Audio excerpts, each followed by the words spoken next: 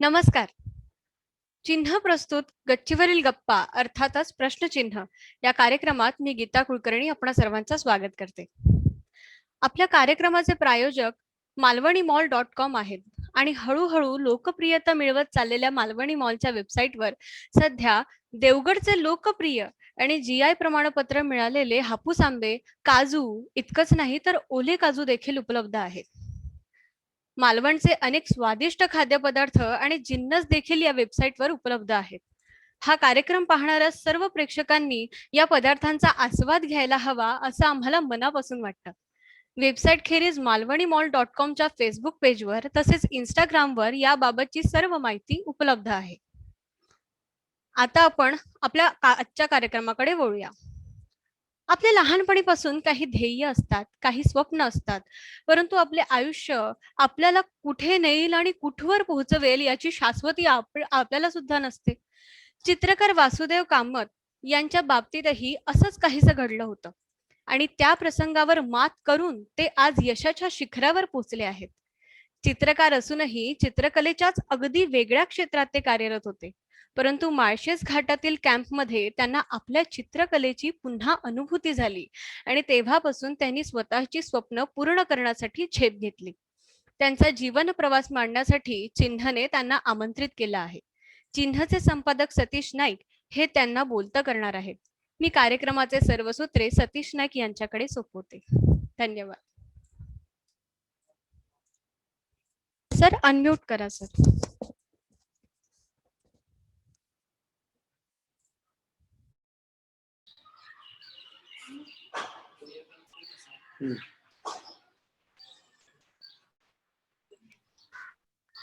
नमस्कार. नमस्कार मित्र. हा, कसा आहेस? बस आनंदी आहे. खूप दिवसांनी बोलतोय आपण, खूप दिवसांनी भेटतोय खरं सांगायचं तर. तुला आठवतात, तुला अरे तुरे केलं तर चालेल ना? हो हो. हा, अगदी बायकोला सुद्धा मी त्याच्यातले सांगतो दिवस कधी कधी अरे तुरे करून. काय म्हणतोय? बायकोला सुद्धा मी सांगतो कधी कधी तू अरे तुरे कर म्हणून. वा वा वा वा, मग काय हरकत नाही. मग मी तुला हक्कानेच अरे तुरे करतो. बोल. काय म्हणतोय? खूप दिवसांनी, खरंच खूप दिवसांनी आपण भेटलो आता. मला तुझा आवाज एकदम लहान येतोय, काय माहिती नाही, मला ऐकू येत नाही नीट. मला जरा चेक करशील का जरा? नाही, आवाज तर आहे बरोबर. हा, मी जस्ट चेक करतो माझ्याकडे. जस्ट चेक कर, आवाज लहान येतो सरांचा. आता ऐकू येतोय? हा, एक मिनिट असो, एक मिनिट. हा, फुल कर, फुल कर. हा, ओके, थँक्यू. माझ्याकडून चूक होती. अच्छा अच्छा. हा, अरे त्यामुळे अस्वस्थ झालो मी जरा, कारण काय बोलतोय ते मलाच कळत नव्हतं. तू काय बोलतोय आणि मी तुला काय बोलतोय वगैरे. बस आता ऐकू येतोय ना व्यवस्थित? एकदम परफेक्ट. जरा जास्तच ऐकू येतंय मला. अच्छा, ठीक ठीक. बोल, कसा आहेस? बाकी बाकी मजेत आहे, आनंदी आहे. विनय वगैरे भेटतो का? विनय मी मध्ये काही वर्षापूर्वी गेलो होतो, पण दर सणाला वगैरे त्याचा फोन येत असतो. आणि बरं, एकदा गेलो होतो मी भोपाळला, 2-3 वेळा जाऊन भेटलोय मी त्याला. अच्छा, बरं आहे बाबा, की सगळ्यांच्या संपर्कात आहे. चांगलं आहे. मसुदेवा, तुला कॉलेजमधले दिवस आठवतात का? ज्याच्यामधले आपण भेटलो पहिल्यांदा सुरुवातीला, आठवतं? आपण त्या पारावर बसायचो किंवा त्या गोलकट्ट्यावर बसायचो, गप्पा मारायचो, आणि तुझं सतत ते स्केचिंग चालू असायचं. मला आजही आठवतं तुला. आणि विनय गाणी म्हणायचा. मुकेशची गाणी म्हणायचा. चालूच होती. हो, मुकेशची गाणी म्हणायचा. त्याचं मुकेशची गाणं एकदा ऐकलं तरी त्याला पाठ व्हायचं. हो हो, इतकी छान म्हणायचा तो. आणि किशोर कुमारचं गाणं गायला तरी ते मुकेशनी गायल्यासारखं वाटायचं. हो, तसं चांगलं आहे. मस्त होते ते दिवस एकूण. छान. त्यावेळी आपण खूप गप्पा मारत असतो. आता लोकांना अविश्वास वाटतो की तुम्ही एवढे बोलत होतात किंवा बस गप्पा मारत होतात वगैरे, हे लोकांना पटत नाही अनेक तरुण मंडळींना. असो, या निमित्ताने आता आपल्या जुने दिवस मस्त किंवा मस्त नसलेले सुद्धा दोन्ही आता छान वाटतात. छान वाटतात, खरं आहे, खरं आहे. फक्त मस्त नसलेल्या दिवसात तू खोलवर जाऊ नकोस म्हणजे झालं. मस्त नसलेल्या दिवसाची काय? खोलवर जाऊ नकोस म्हणून हा विचारतो इंटरव्ह्यू मध्ये. नाही नाही नाही नाही नाही. आपल्याला खूप छान गप्पा मारायच्या आहेत आणि मला जे बायको पण माहिती ऐकते होतं इकडे. ते वा वा वा मग काही हरकत नाही. काही नाही बस नाही रे, तू काळजी करू नकोस, मी काही ते बोलणार नाहीये. तुला आणि मलाच कळलंय हे सगळं. असो. तर वसुदेव, तू कसा आलास या चित्रकलेकडे हे जरा आधी मला सांग. म्हणजे कसा वळलास हे जरा एकदा समजून घ्यायला आवडेल आणि मग त्याच्यातून आपल्या पुढल्या गप्पा फुलत जातील असं मला वाटतं. नाही खरं आहे. वास्तविक याविषयी मी अनेक ठिकाणी लेखांमधून आणि प्रत्यक्ष संवादामधून बोललेलो आहे बरोबर. की 2-2.5 वसुदेव, वर्षाचा याचा या असतानाच. कार्यक्रमाचा उद्देश असा आहे की एक डॉक्युमेंटेशन करावं. म्हणजे अगदी चिन्हने बरोबर. लिखित स्वरूपात डॉक्युमेंटेशन केलंच, पण आता ऑनलाईन याच्यामध्ये जर सुरू झाल्यानंतर प्रत्येकाचे व्हिडिओ बनवून जर असं जे काही संवादातून डॉक्युमेंटेशन होत असेल तर ते पुढे अनेक पिढ्यांना उपयोगी पडेल असं मला वाटतं. अगदी आणि बरोबर आहे. त्या हेतूने सुरुवात केली आहे. त्यातल्या ज्या हो, हो. महत्वाच्या गोष्टी आहेत तेवढ्या आपण इथे जर रेकॉर्ड केल्या तर कदाचित त्याच्यातून कोणाला काहीतरी पुढे नक्की मिळू शकेल. तर आपल्यानंतर हे राहणार आहे ते हेच राहणार आहे. हो, हो. आणि त्याचा स्पॅन खूप मोठा आहे, प्रचंड आहे. आणि त्यामुळे मी मला येत नसतानाही अनेक गोष्टी मी ज्या केल्या आयुष्यात त्यातली ही एक आहे आणि ती मी आता करतोय प्रामाणिकपणे. हो. तर थोडीशी उत्तरं कदाचित रिपीट होतील तर त्याला काही इलाज नाही, पण एक नाही हरकत डॉक्युमेंट होईल. नाही. नाही हरकत हा नाही. तू सांग, हा, बोल. मी आता आपण मग त्याच्यानंतर बोलत जाऊया. माझा जन्म कर्नाटकातला आहे, परंतु 1 वर्षाचा असतानाच आई वडील इकडे स्थलांतरित झाले आणि त्यामुळे माझं शिक्षण सगळं मराठीतच झालं. हो. आणि मी अगदी आजही जय महाराष्ट्र स्वतः मराठी आहे म्हणूनच सांगत असतो.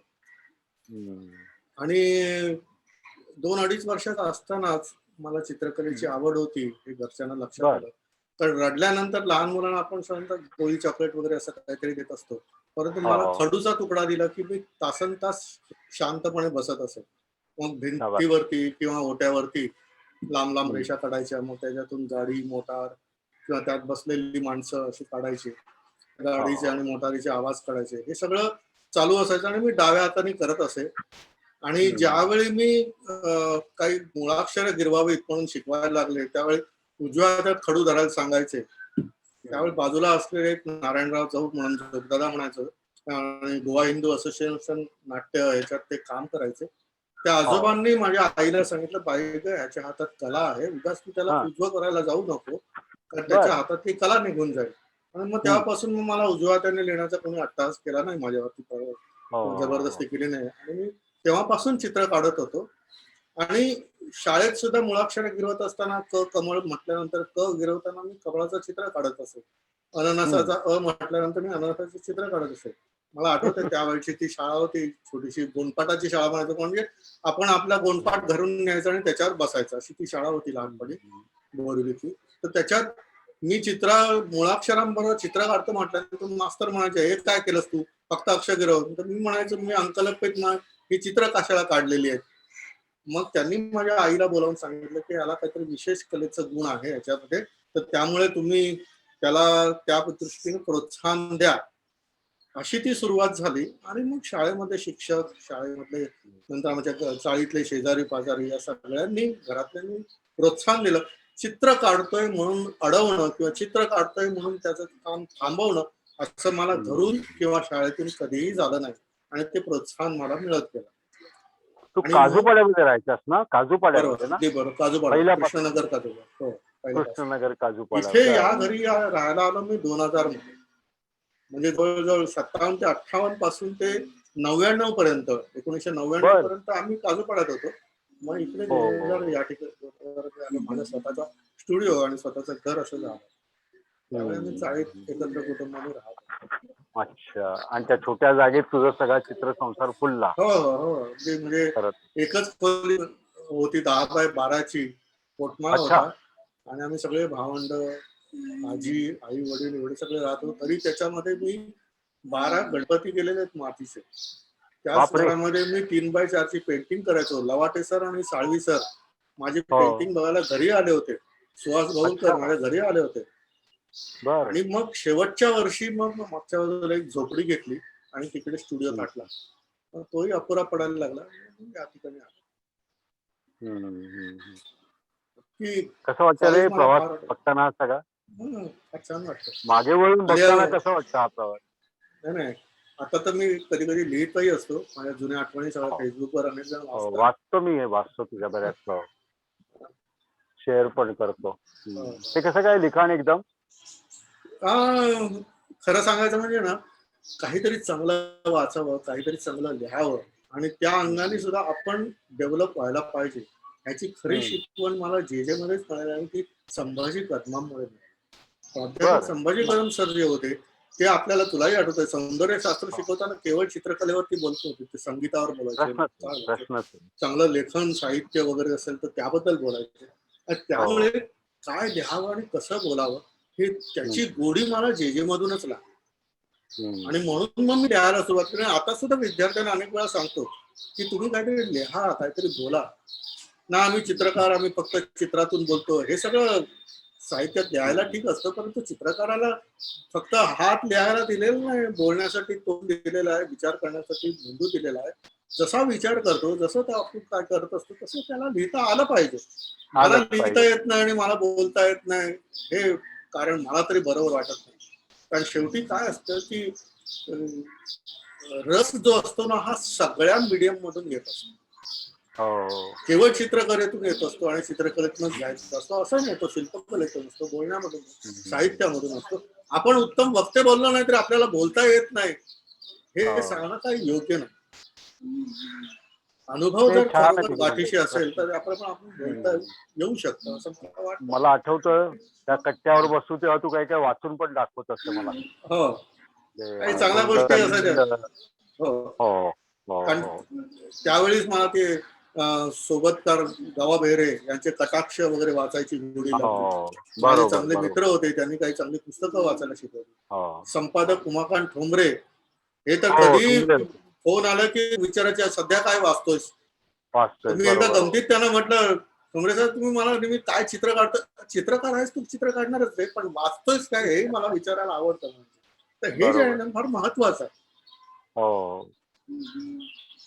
चित्र नाहीतर काढणार व्यासंग म्हणजे होतं. आपण केवळ यंत्र नव्हे, आपण विचारासहित चित्र काढतोय हो. हे असलं पाहिजे. म्हणून मी वाचणं आणि लिहिणं सगळं सुरू केलं. छान. छान. पण मग हे सोबत वगैरे कसं वाचायला लागलास तू?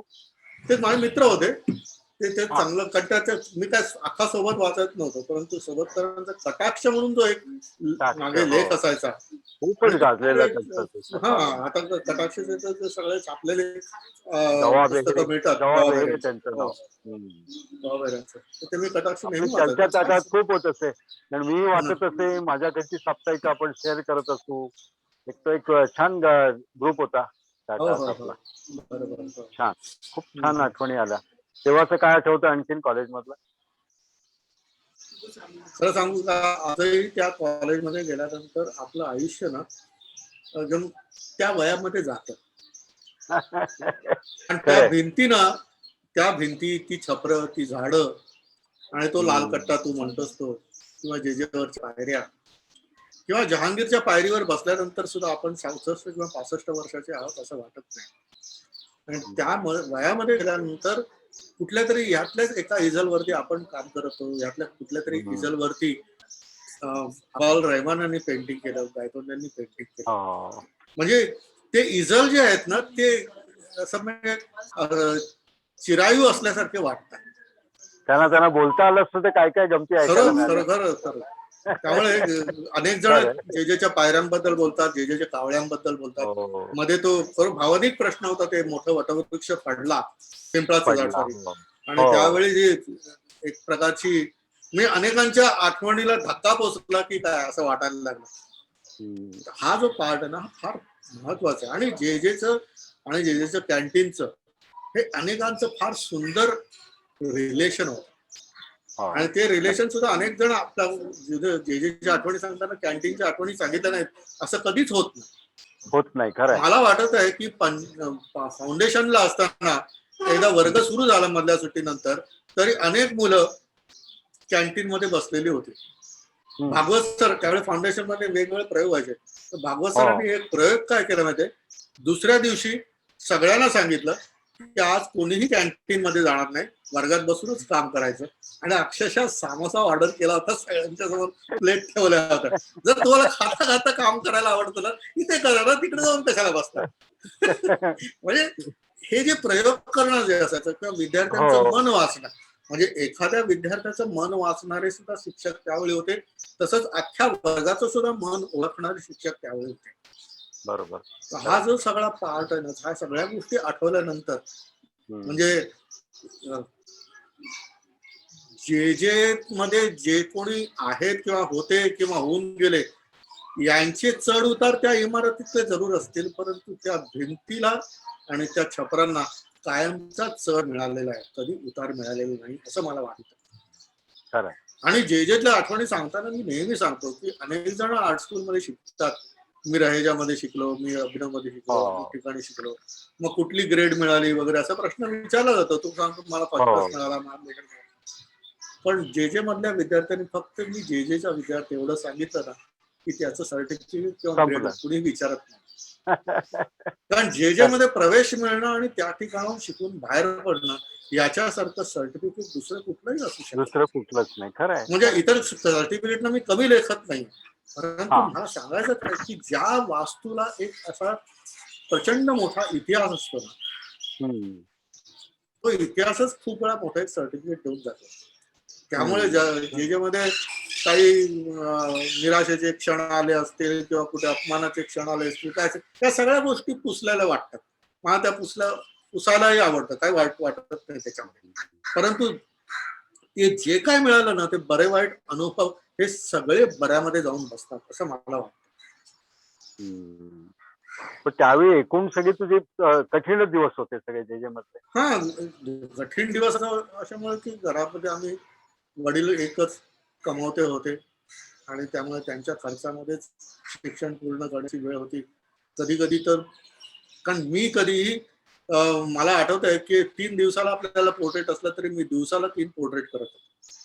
आणि शिवाय घरी गेल्यानंतर सुद्धा मी पोर्ट्रेट करायचो. घरी गेल्यानंतर शेजाऱ्यापर्यंत नातेवाईकांच्या घरी जाऊन सुद्धा काम करायचं.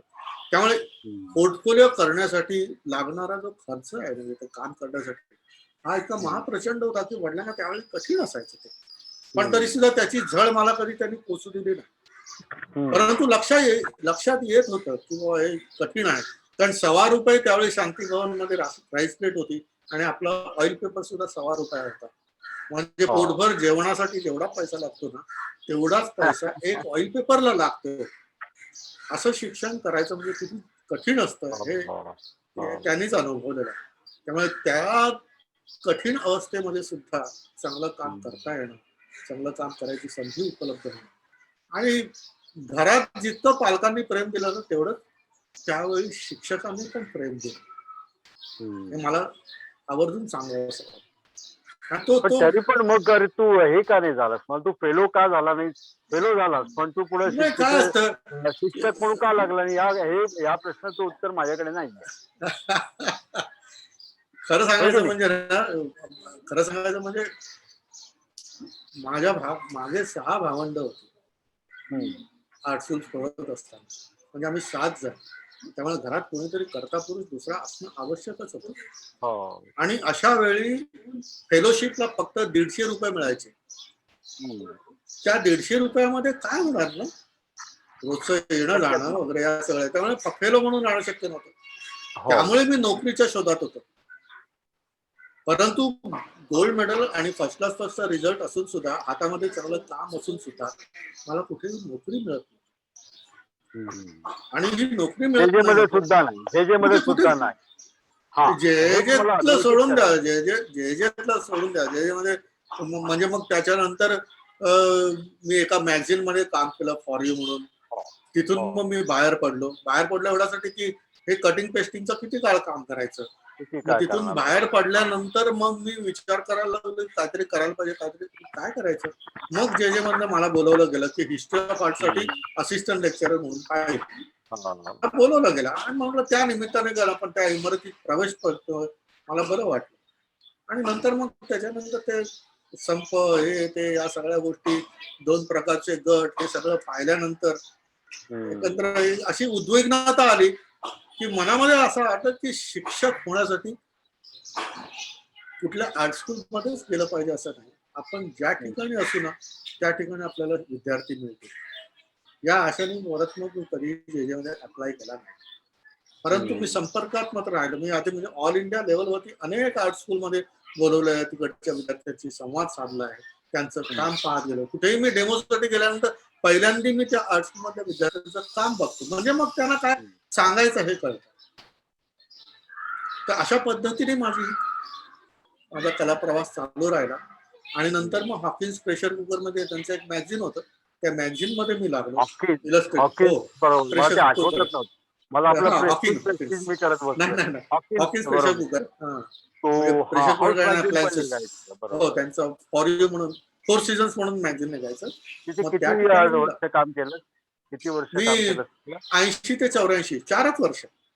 Yes, right. आणि ते मॅगझिन बंद पडलं. त्यांनी संपूर्ण हो. आर्ट डिपार्टमेंट ऍडव्हर्टायझिंगच्या पद्धतीचं काम करायला कन्वर्ट केलं. मला त्यात रस नव्हता आणि मग तिथून बाहेर पडलो आणि मग पूर्णपणे फ्रीलान्स काम करायला लागलो. हो, हो. आणि मग फ्रीलान्स काम करताना 84 ला बाहेर पडल्यानंतर पहिल्यांदा मी काय केलं असेल तर जहांगीर बुक केलं हा. आणि माझ्या केवळ पोर्ट्रेट्सचं मी प्रदर्शन करतो. तिथे मला एक महत्वाची गोष्ट दिसली सतीश, ती म्हणजे आतापर्यंत मला काम द्या, मला काम हवं म्हणून पोर्टफोलिओ घेऊन फिरत होतो 100 ठिकाणी. परंतु ज्या ठिकाणी आपण प्रदर्शन करतो आणि आपली चित्र मांडतो त्यावेळेस 7 दिवस आपलं चित्र बघायला अनेक जण येत असतात आणि तिथून मला कामं मिळायला लागली. परंतु एक लक्षात ठेवलं की मला फक्त व्यावसायिक चित्रकार राहायचं नाही. व्यावसायिक हे आपलं अंग असेल, आपला उद्देश नसेल. चित्र हे आपलं मन व्यक्त करणारं व्हायलाच पाहिजे. म्हणून मी पोर्ट्रेट पण करायचो, म्हणून मी लँडस्केप पण करायचो, म्हणून मी वाचून ऐतिहासिक चित्र, पौराणिक चित्र करायचो. मी कुठल्याही चित्रांची कधीही कॉपी करत नाही, केली नाही आणि अजूनही करत नाही. मी माझ्या मनाने विचार करतो आणि परत सुद्धा मी सांगतो की मी पहिल्यांदा स्केच करतो माझ्या मनातनं आणि मग स्केच मध्ये दुरुस्ती करण्यासाठी मी मॉडेलचा वापर करतो. माझे जे विजन आहे ना ते डिस्टर्ब होईल अशा प्रकारचे, म्हणजे मला जर कुठल्या कृष्णाचं चित्र काढायचं आहे म्हणून मी कृष्ण शोधत बसत नाही. माझ्या मनामध्ये संस्कारित झालेला कृष्ण आहे ना तो मी पहिल्यांदा कागदावर उतरवतो आणि मग अॅनाटॉमिकल करेक्शन करण्यासाठी कोणालाही बसवतो. ही पद्धत आहे माझी काम करण्याची आणि त्या पद्धतीने मी काम करायला लागलो. आणि नंतर मग चित्रकलेचे प्रदर्शन बघणं आणि तू सांगतोस त्याप्रमाणे दरवेळी गॅलरीमध्ये भेटणं, कला क्षेत्रातल्या ज्या ज्या काही मुवमेंट्स होतात त्या ठिकाणी स्वतः हजर राहणं. मी अनेकांना सांगतो की केवळ आपल्या स्टुडिओमध्ये स्वतःला बांधून घेऊ नका किंवा बंद करून घेऊ नका, बाहेर जगामध्ये वावरलं पाहिजे आणि कधीही रिकाम्या हाताने कधी असता कामा नये हे माझं नेहमी सांगणं असतं. नेहमी माझा पोर्टफोलिओ आता तर मोबाईलमध्ये आणि आपल्या ऍपमध्ये सगळं असतं, परंतु हे मी माझा परिचय करून देत असताना माझा अजूनपर्यंत मी माझा बायोडाटा छापेल कोणाला न मागता दिलेला नाही. पण मी माझी चित्र जरूर दाखवतो. कारण 2 व्यक्तींनी समोरासमोर कितीही एकमेकांची स्तुती केली की मी असा शिल्पकार आहे आणि असा चित्रकार आहे, काहीही होत नाही जोपर्यंत आपण कामाचं प्रमाण बरोबर काम दाखवणे फार महत्वाचं. आणि अनेक आर्टिस्ट अजूनही ना आपला अल्बम बरोबर असत, ना आपलं काही चित्र बरोबर असत, काही नाही आणि केवळ गप्पा मारतात. अरे का आपलं म्हणजे बापू कळ्यांचं फार सुंदर वाक्य मला छान वाटतं. त्याचा अर्थ तसा घेऊ नको, पण त्यांनी म्हटलं होतं की त्या मीच तुझी वहिदा या कथामध्ये ते सांगतात.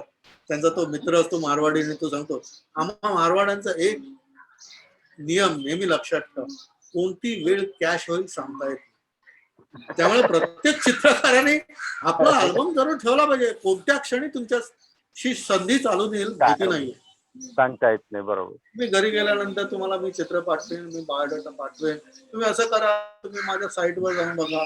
म्हणाल ठीक आहे, नमस्कार, दुसऱ्या कोणाला तरी बघू. संधी कुठल्याही कामासाठी येत असते, ही केवळ व्यावसायिक संधी नसते. पण हे बरोबर, हे जे तुझं प्रदर्शन झालं आणि त्याच्यानंतर मग पुढे तू कसा आलास ऍक्च्युली? काय म्हणतात त्याला, म्हणजे मला वाटतं बॉम्बे स्टेटचे गोल्ड मेडल पण तुला हा, मिळालं. या सगळ्या गोष्टी, पारितोषिकं मिळाली, या सगळ्या गोष्टी असल्या तरी मी दर वर्षाआड प्रदर्शन करत राहिलो. हम्म. नंतर मला, आम्ही मित्र सगळे लँडस्केप करायचो, तुला माहितीच असेल की जे हो.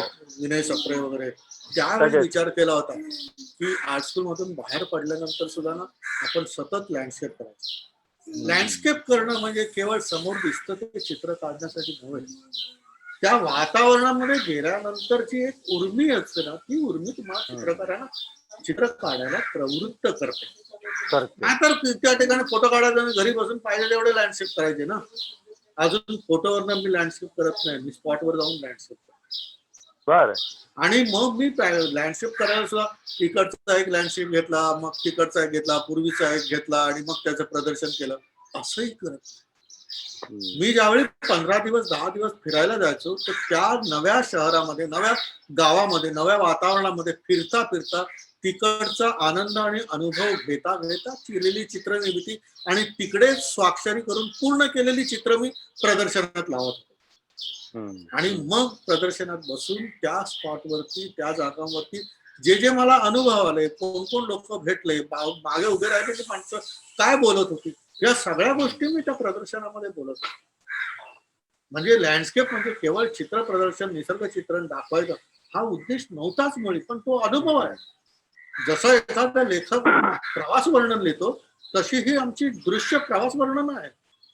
आणि अशा ठिकाणी वेगवेगळ्या ठिकाणी गेलोय, चला केदारनाथला यावर्षी गेलो, परत लँडस्केप गेलो, परत गेलो तिकडेच लँडस्केप, असं नाही, वेगवेगळ्या ठिकाणी गेलो आणि वेगवेगळ्या ठिकाणी जाऊन मी कामं केली. आजही मी कुठे जाताना माझं स्केचबुक घेऊन जातो आणि त्या ठिकाणी स्केचेस करतो. हे का करत असतो, तर अनुभूती आणि प्रत्यक्ष त्या गोष्टी उत्स्फूर्तपणे आलेलं चित्र, ही जी लिंक आहे ना, ही सतत जिवंत राहिली पाहिजे आणि म्हणून मी करत असतो. आणि मग मी लँडस्केपची पण प्रदर्शनं भरवायला सुरुवात केली वेगवेगळ्या ठिकाणची. मला विचारायचे पुढच्या प्रदर्शनात कुठला स्पॉट तुम्ही निवडणार आहात. बर. त्यामुळे हा प्रश्न असायचा की आज तुम्ही चारधामची केलीत, आज तुम्ही लडाखची केलीत, पुढे तुमचा कुठला दौरा आहे, हा प्रश्न आहे. परत लँडस्केपचं प्रदर्शन कधी भरवतं असं अजूनपर्यंत मला कधीच कोणी विचारलं नाही, कारण ती अनुभूती ऐकायला आवडायची. आणि त्या ठिकाणी गेल्यानंतर त्या त्या माणसांची मी पोर्ट्रेट पण करायचो, त्यांच्याशी आलेल्या गप्पा मारायचो. लडाखमध्ये एक मला 80 वर्षाचा माणूस भेटला की जो त्यापूर्वी तिबेटमध्ये तो इंडियन पोस्ट मध्ये कामाला होता. अच्छा. आणि 80 वर्षाचा माणूस, 6 महिने आंघोळ त्यांनी केलेली नव्हती, इथे आंघोळ कोणी करत नाही हे सांगितलं. त्याच्याबरोबर मारलेला गप्पा हे ते मी चित्र दाखवताना सांगत होतो. त्यामुळे ते केवळ पोर्ट्रेट नव्हतं आणि ते तिकडचं ते केवळ लँडस्केप होतं. प्रत्येक ठिकाणचे वेगवेगळे किस्से, वेगवेगळे अनुभव हे मी त्यावेळी सांगत होतो. पुढे कलाटणी मिळाली ती अशी की माझ्याच एका मित्राने म्हटलं, कारण मी पोर्ट्रेट पण लावत होतो, लँडस्केप पण लावत होतो. तो म्हणाला की वासू काहीतरी एकच लाव रे, पोर्ट्रेट तर पोर्ट्रेट लाव, लँडस्केप दोन्ही एकत्र का.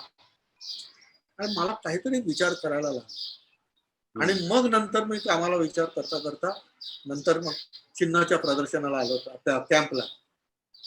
आणि त्या कॅम्पला आल्यानंतर जे आपण त्या ठिकाणी काम केलं, त्या कामामधून मग लक्षात आलं की खरोखर जे काय आपण बाहेर बघतोय किंवा ज्यांना आपण पाहतोय त्याच्यापासून जसं चित्र स्फुरतं, तसंच मनामध्ये खूप संचित आहे, वेगवेगळ्या विषयांचा आहे, वेगवेगळ्या आशयांचा आहे, वेगवेगळ्या अनुभूतींचा आहे. तर त्याला सुद्धा कधीतरी दृश्यरूप दिलं पाहिजे की जे केवळ समोर पाहिलेलं नसतं, तर अनुभवाचं संचित असतं. त्याच्यावरून मग प्रतीक्षा हा विषय पहिल्यांदा मी घेतला. आणि मग ते प्रतीक्षा विषयाचं म्हणजे मृत्यूसाठी केलेली प्रतीक्षा असेल, घरात कोणाची वाट बघण्यासाठी केलेली प्रतीक्षा, उद्या आपलं काहीतरी स्वप्न साकार व्हावं याच्यासाठी, मग ती सुरिअलिस्टिक पद्धतीची मी कॉलेजमध्ये शेवटच्या वर्षाला असताना करत होतो, त्या पद्धतीने मी काम करायला सुरुवात केली. आणि मग ते काम केल्यानंतर मी लँडस्केपची आणि पोर्ट्रेटची प्रदर्शनं करणं बंद केलं. पण माझं अजूनही काम चालू आहे ते, तर तिकडं सगळं मिळतं. आणि त्या प्रकारच्या कामाला माझी आवड आणि माझा रियाज या दोन्ही गोष्टी कारणीभूत होऊन ते चालू आहे. अजूनही मला लँडस्केप करायला आवडतं, अजूनही मला पोर्ट्रेट करायला आवडतं. तो मी अजिबात रियाजच आहे एक थांबत प्रकारचा, हो, हो. रियाज आहे तो एक प्रकार. परंतु हे पण विषय घेऊन बोलणं, काम हो. करणं हे मी सुरू केलं. आणि मग प्रतीक्षा विषय घेतला, त्याच्यानंतर एज ऑफ इनोसन्स घेतला, त्याच्यानंतर मग मदर अँड चाइल्ड विषय घेतला. असे किती बिंग विथ अस घेतला. आणि लक्षात आलं की आपण विषय घेतल्यानंतर ना त्याचे कितीतरी विविध पैलू आपल्याला लक्षात येतात. बरोबर बरोबर. मग तो विषय पौराणिक असतो, तो विषय ऐतिहासिक पण असतो, तो विषय आपल्या डे टू डे लाईफ मध्ये पण दिसून येतो. आणि अशा तिन्ही अंगाने तो विचार केलेला संच जो आहे ना, तो चित्ररूपाने प्रदर्शनातून मांडायला सुरुवात केली.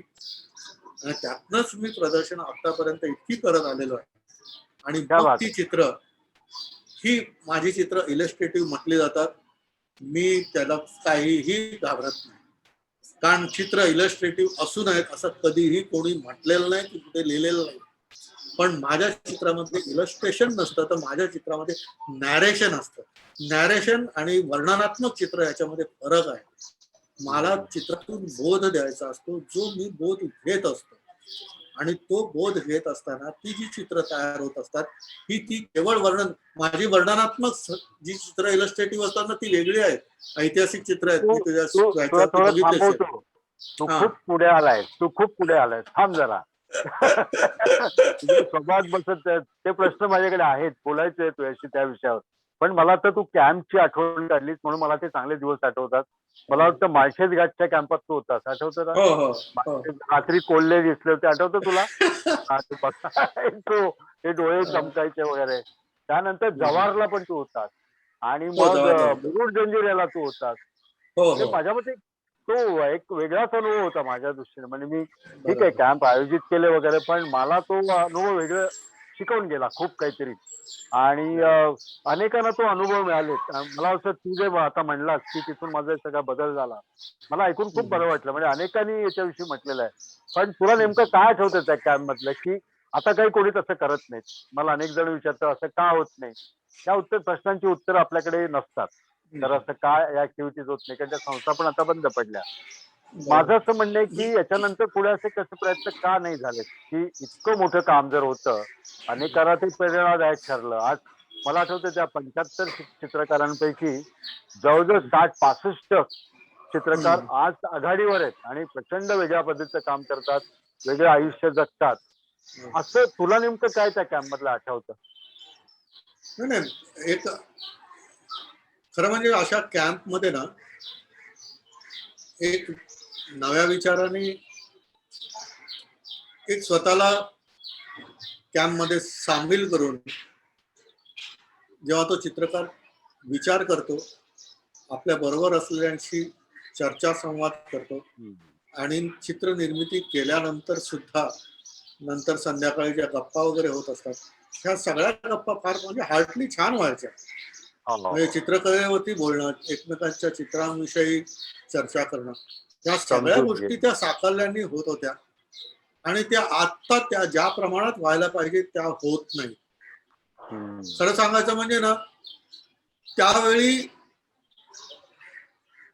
चित्रकार आपण यात सहभागी व्हायला पाहिजे आणि आपण यात कॉन्ट्रीब्यूट करायला पाहिजे अशा मनोविचाराचा असायचा. परंतु गेली काही वर्ष मी बघतोय चित्रकारांचा फार मोठा वर्ग, अगदी म्हणजे टॉपमोस्ट असतात ते आणि ते विद्यार्थ्यांपर्यंत, अशी काही मनोवृत्ती जी तयार झाली ना, ती मला कधी कधी फार मनाला क्लेश देते. ती मनोवृत्ती अशी, माझं कोणीतरी प्रदर्शन करावं, माझं कोणीतरी कॅम्प मध्ये मला घ्यावं, आपल्याला कोणीतरी स्कॉलरशिप द्यावी, आपल्याला कोणीतरी फॉरेन मध्ये न्यावं, ह्या प्रकारची मनोवृत्ती जी कला क्षेत्रामध्ये बसायला लागली आहे ना, त्याच्यामुळे आपण काहीतरी खरोखर एकत्र येऊन वेगळा इव्हेंट करूया अशा प्रकारची मनोवृत्ती दिसत नाहीये. किंवा अशा प्रकारचा कॅम्प अशा कलाकारांना घेऊन करूया असेही दिसत नाही.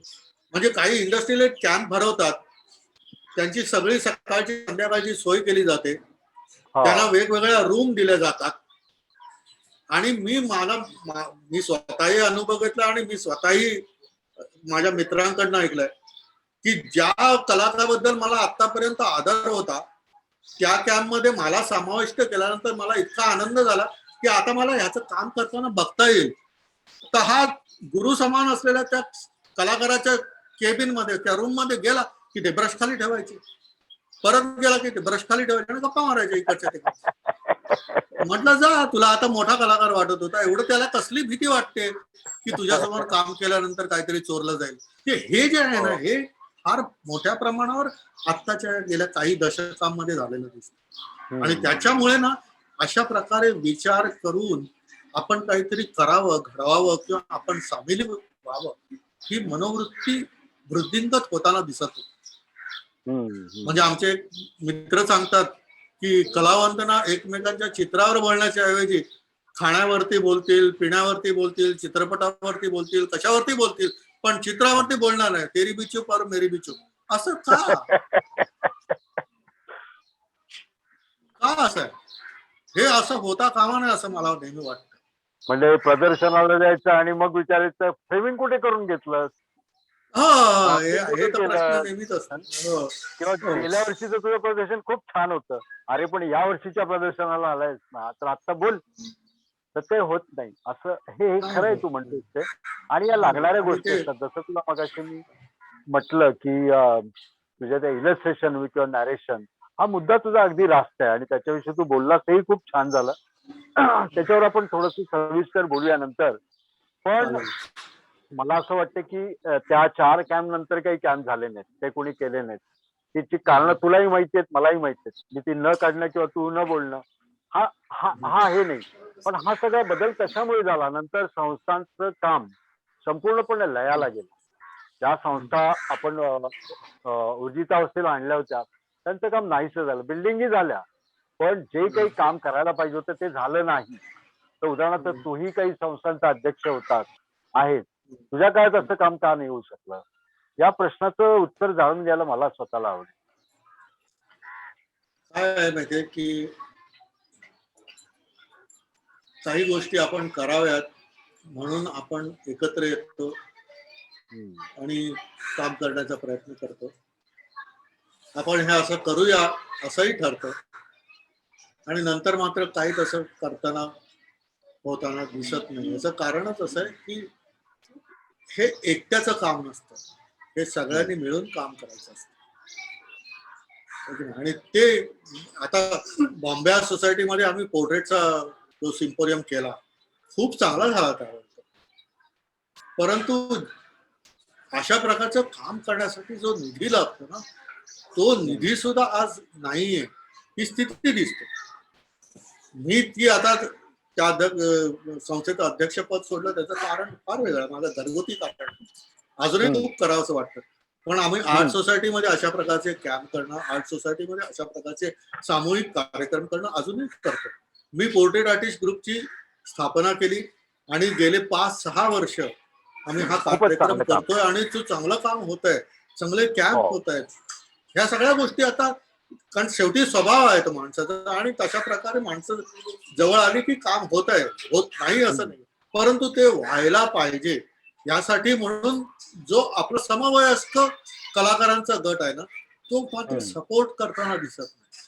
खूप वेळा हे एक काम नाही दिसत, एक खांबी तंबू असल्यासारखं होतं. म्हणजे माझ्या वयस्क लोकांनी जो सपोर्ट करायला पाहिजे, चला आपण करूया, असं दिसत नाही. कळलं की नाही? तर ते ही तक्रार नाहीये, पण ही वस्तुस्थिती आहे. ते का होत आहे मला कळायला मार्ग नाही. कारण समोर भेटल्यानंतर हा छान आहे, करायला पाहिजे, व्हायला पाहिजे होत, पण का मग होत नाही, का तुम्ही करत नाही?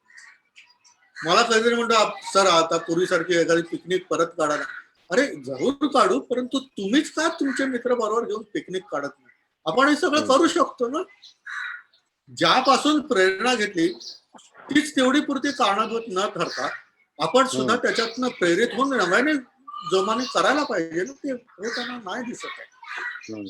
पूर्वी ज्या पद्धतीने आणि जेवढे ग्रुप शो होत होते ना, ती सुद्धा संख्या घटलेली दिसते. अनेकांना वाटतं की आपला इंडिव्हिज्युअल शो करायला मिळाला पाहिजे. ग्रुप शो करा ना. ग्रुप शो करायला म्हणजे खर्च कमी करण्यासाठी नाही, परंतु समविचाराची आहे, आपलं काहीतरी ध्येय आहे आणि आपण प्रवास करतो आहोत आणि हे प्रवास मी एकटा करत नाहीये, तर वयम सर्वे अशा प्रकारे करतो, म्हणून ग्रुप शो आहे. हा विचारच डोक्यात येत नाही. उलट ग्रुप शो झाल्यानंतर तो ग्रुप तुटलेला दिसतो. कॉलेजमध्ये हिस्ट्रीमध्ये विचारलेला हा प्रश्न आहे की प्रोग्रेसिव्ह ग्रुप एकच वर्ष का राहिला. अजून मला उत्तर नाही मिळालं त्याचं.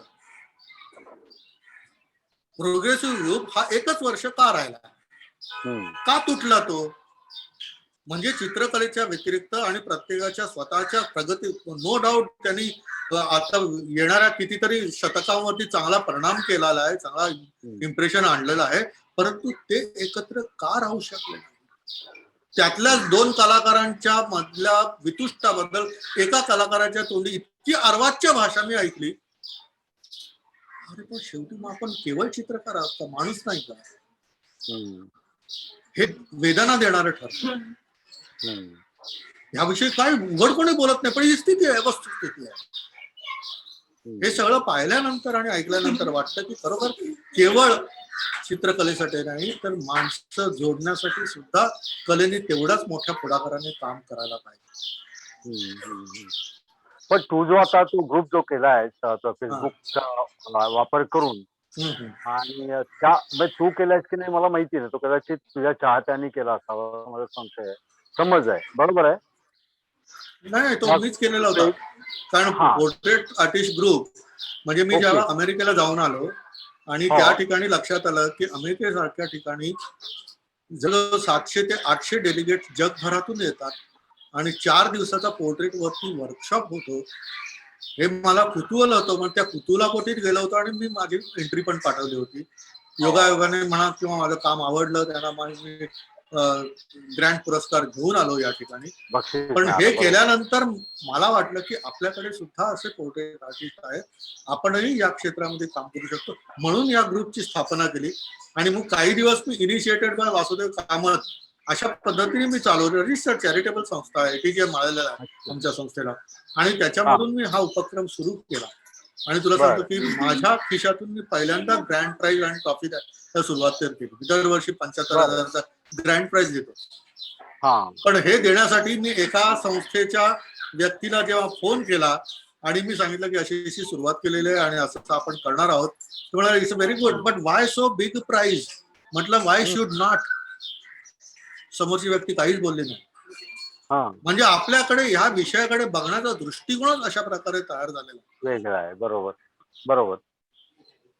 पण मग त्या ग्रुप तर्फे आता काय ऍक्टिव्हिटी थोडक्यात जर सांगशील तर जरा बरं होईल तेवढ्या लोकांपर्यंत. आता या ग्रुप तर्फे दरमहा वेगवेगळ्या ठिकाणी 5ही वर्ष वेगवेगळ्या पद्धतीने काम केलं. म्हणजे फेसबुक वरती एंट्री पाठवायच्या, त्याच्यानंतर मग सांगितलं की 3/4 फिगर करून एंट्री पाठवायच्या, त्याच्यानंतर सांगितलं की महिन्याभरामध्ये ऍटलिस्ट वर्षभरामध्ये याप्रमाणे वर्षभरातल्या 12 एंट्री आल्या पाहिजेत असं सांगितलं. आणि अशा प्रकारे करत करत करत शेवटी आता नवीन नियम असा केला की दर महिन्याच्या 28 शेवटच्या रविवारी आपापल्या ठिकाणी सगळ्या पोर्ट्रेट करणाऱ्या आर्टिस्टांनी एकत्र यायचं, त्या ठिकाणी केलेलं काम पाठवायचं, असं सुरुवात केली. आणि मग त्याच्यामधून पोर्ट्रेट ती सिलेक्ट केली जातील. आणि मग काही वेळा कॅम्प आता जे मध्ये एकदा केला होता, जेचा फाउंडेशन डे जो आहे त्या दिवशीचं औचित्य साधून जे मध्ये कार्यक्रम, संध्याकाळी मग आमचा एक वेगळा लेक्चर वगैरे, म्हणजे जेचा सगळा इतिहास, नंतर आपला बॉम्बे स्कूलचा इतिहास बाहुलकरांनी सांगितला, हे असे सगळे भरगच्च कार्यक्रम असतात ते. आणि मग वर्षाला एकदा अॅन्युअल केलं जातं. आणि मग त्यातले जे 12 आर्टिस्ट निवडले जातात, त्या 12ही आर्टिस्टांना आम्ही प्राइजेस देतो. मग त्यात ग्रँड प्राइज असतं, सेकंड प्राइज, फर्स्ट रनर असतो, सेकंड रनर, आणि बाकी जे फायनलिस्ट आहेत त्यांना सुद्धा आम्ही कमीत कमी 15,000चा प्राइज देतो. हे सगळं याच्यासाठी करत. आणि शेवटी पोर्ट्रेट आर्टिस्ट काहीही घेत नाही. तुमचं चित्र आम्हाला नको असतं, काहीही नको असतं, तुमचं चित्र तुम्ही घेऊन जायचं. त्या कलाकाराला वाटलं पाहिजे आपल्याला खरोखर या ठिकाणी काहीतरी मिळालं, आणि ज्या चित्राला प्राइज मिळालं ते त्याचं संग्रही असलं पाहिजे म्हणून अशा पद्धतीने करतात. आणि आणखीन खूप कार्यक्रम, शेवटी आर्थिक बळ तेवढंच लागतं आणि तसंच मनुष्य बळ पण लागतं. त्या पद्धतीने आणखीन डेव्हलपमेंट याच्यामध्ये आम्हाला करायचे आहे, ते ह्या सगळ्या करत असतो. आणि आमचा ग्रुप आहे, त्या ग्रुपमध्ये अनेक आर्टिस्ट सहभागी होऊन काम करत असतात. कोण कोण आहे अशा त्याच्यामध्ये उदाहरणार्थ? विजय कोण आचरेकर आहेत, प्रकाश गाडगे आहे, मी आहे, हा अभिषेक आचार्य आहे, अक्षय पै आहे, अजय हा पाटील आहे, गायत्री मेहता आहे, अनेक जण आहेत. बरं. हा, पण ट्रस्टी फक्त 3च आहेत आम्ही. पण ही ट्रस्ट केलेली आहे, सोसायटी नाही, हम्म. ट्रस्ट केलेली. कारण आजचा उद्देश जो आहे ना, हा कायम राहायला पाहिजे, त्या दृष्टीने आम्ही ट्रस्ट केले. पण ही सुरुवात याच्याचसाठी केली, आणि ही अखिल भारतीय स्तरावर असते ना जी कॉम्पिटिशन. हम्म. पण योग असा आहे की महाराष्ट्रातनच जास्त एंट्री येतात, कारण पोर्ट्रेट ही कला महाराष्ट्राच्या बाहेर नगण्य आहे. हो नाही त्याचे दुष्परिणाम तिकडे व्यवस्थित दिसतात. हो खरं खरं आहे तू म्हणतोस ते. पण हे छान सांगितलंस तू. आपण मध्ये जो आलो होतो तो टर्निंग पॉइंट जो तू सांगितला की त्या कॅम्प नंतर माझं हे झालं, तिथून पुढे तू आता 2000 पर्यंत कसा आला, त्याच्यातले काही महत्वाचे टप्पे सांग ना. समजा कॅम्प झाला 92 साली 93 साली, तिथून पुढचे जे काही महत्वाचे आहेत टप्पे, कारण तेव्हा तू कोणीच नव्हतास आणि नंतर तू सर्व झालास. हा जो काही सगळा हे आहे तो फार महत्वाचा आहे प्रवास तुझा. तुझा हे अवॉर्ड महत्वाचा आहे अतिशय. तुला ही राष्ट्रीय स्तरावर मिळालेली मान्यता ती महत्वाची आहे. त्या सगळ्या गोष्टी कशा घडल्या? काय आहे की वासुदेव कामत म्हटल्यानंतर पोर्ट्रेट पेंटर हा एक शिक्का असायचा, आणि मला त्यात वाईट काहीच वाटायचं, पण अजूनही मी पोर्ट्रेट करतो.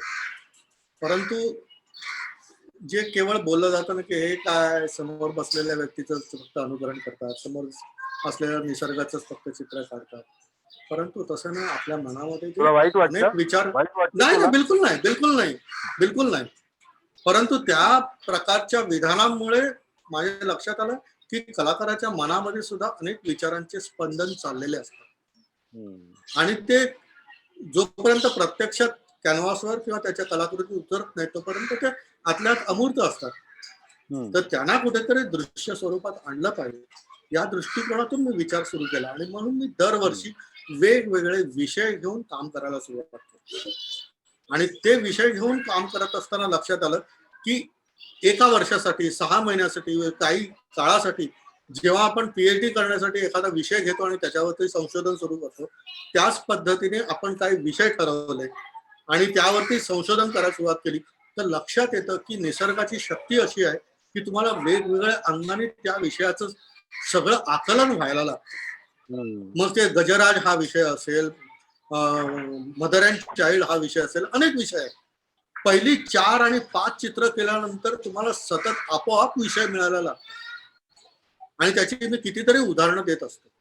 हे केल्यानंतर मग प्रदर्शनामध्ये मी स्वतः बसत असतो. 1-2 चित्रकार म्हणजे तू चित्र मांडल्यानंतर प्रदर्शनासाठी बसतोच कशाला, लोकांना बघू देत, त्यांना त्याचा विचार करू. म्हटलं नाही, आपल्या कॅटलॉगवर दुसऱ्याचा कुणाचा तरी अभिप्राय लिहून घेणाऱ्यांपैकी मी नाही. मला अजूनही पडत नाही या गोष्टी, अनेकांना मी सांगत असतो की आपल्या चित्राचा कॅटलॉग वरती आपलं मत मांडा, ते लोक वाचतील. तुमच्या चित्राबद्दल दुसरा कोणीतरी भारांबर लिहितोय आणि ते डिक्शनरी घेऊन वाचायला बसायला लागतं, असं लिहून घेण्यात काहीही स्वारस्य नाही, मग तो कितीही मोठा समीक्षक असो. त्याचं स्थान जे आहे ना त्या वर्तमानपत्रामध्ये असतं, त्याचा जो काही ब्लॉग असतो त्याच्यावरती असतं. तुमच्या कॅटलॉगवरती त्याचं स्थान नाही, तुमच्या कॅटलॉगवरती तुमचं स्थान असलं पाहिजे, तुमचे चित्र, तुमचे विचार येऊ देत ना. त्यामुळे पहिल्यापासून मी माझे विचार मीच लिहायला लागलो, आणि मग लक्षात यायला लागलं की लोकांच्या मध्ये लोकचित्र पाहत असताना त्यांना कलाकाराशी बोलायला आणि त्यांच्याशी संवाद साधायला आवडतं. मग कधी चांगली मतं असतील किंवा विरोधी मतं असतील, पण शांत डोक्याने त्यांना आपले विचार पटवून देणं हे तितकंच महत्वाचं असतं, आणि हे माझ्या दरवर्षींच्या प्रदर्शनामध्ये झालं. म्हणून किस्सा सांगतो. म्हणजे मी ज्यावेळी मोगरा फुलाला हे प्रदर्शन केलं, म्हणजे भारतातल्या विशेषतः जास्त महाराष्ट्रातल्या संतांनी ज्या रचना केल्या ना, या रचना नुसत्या कवी कल्पना नाही, तर त्यांच्या साक्षात्कारातून उद्भवलेल्या रचना. नक्की नक्की.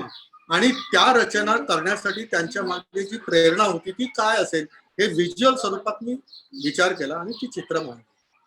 त्या 7 आताच्या प्रदर्शनामध्ये अनेक जण अक्षरशः रडून जायचे.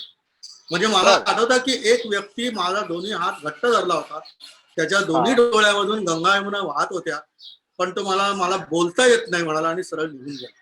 हे जे आहे ना की माझी चित्र ही केवळ त्याच्या डोळ्यात गेली नाही, तर त्यांच्या हृदयापर्यंत पोहोचली.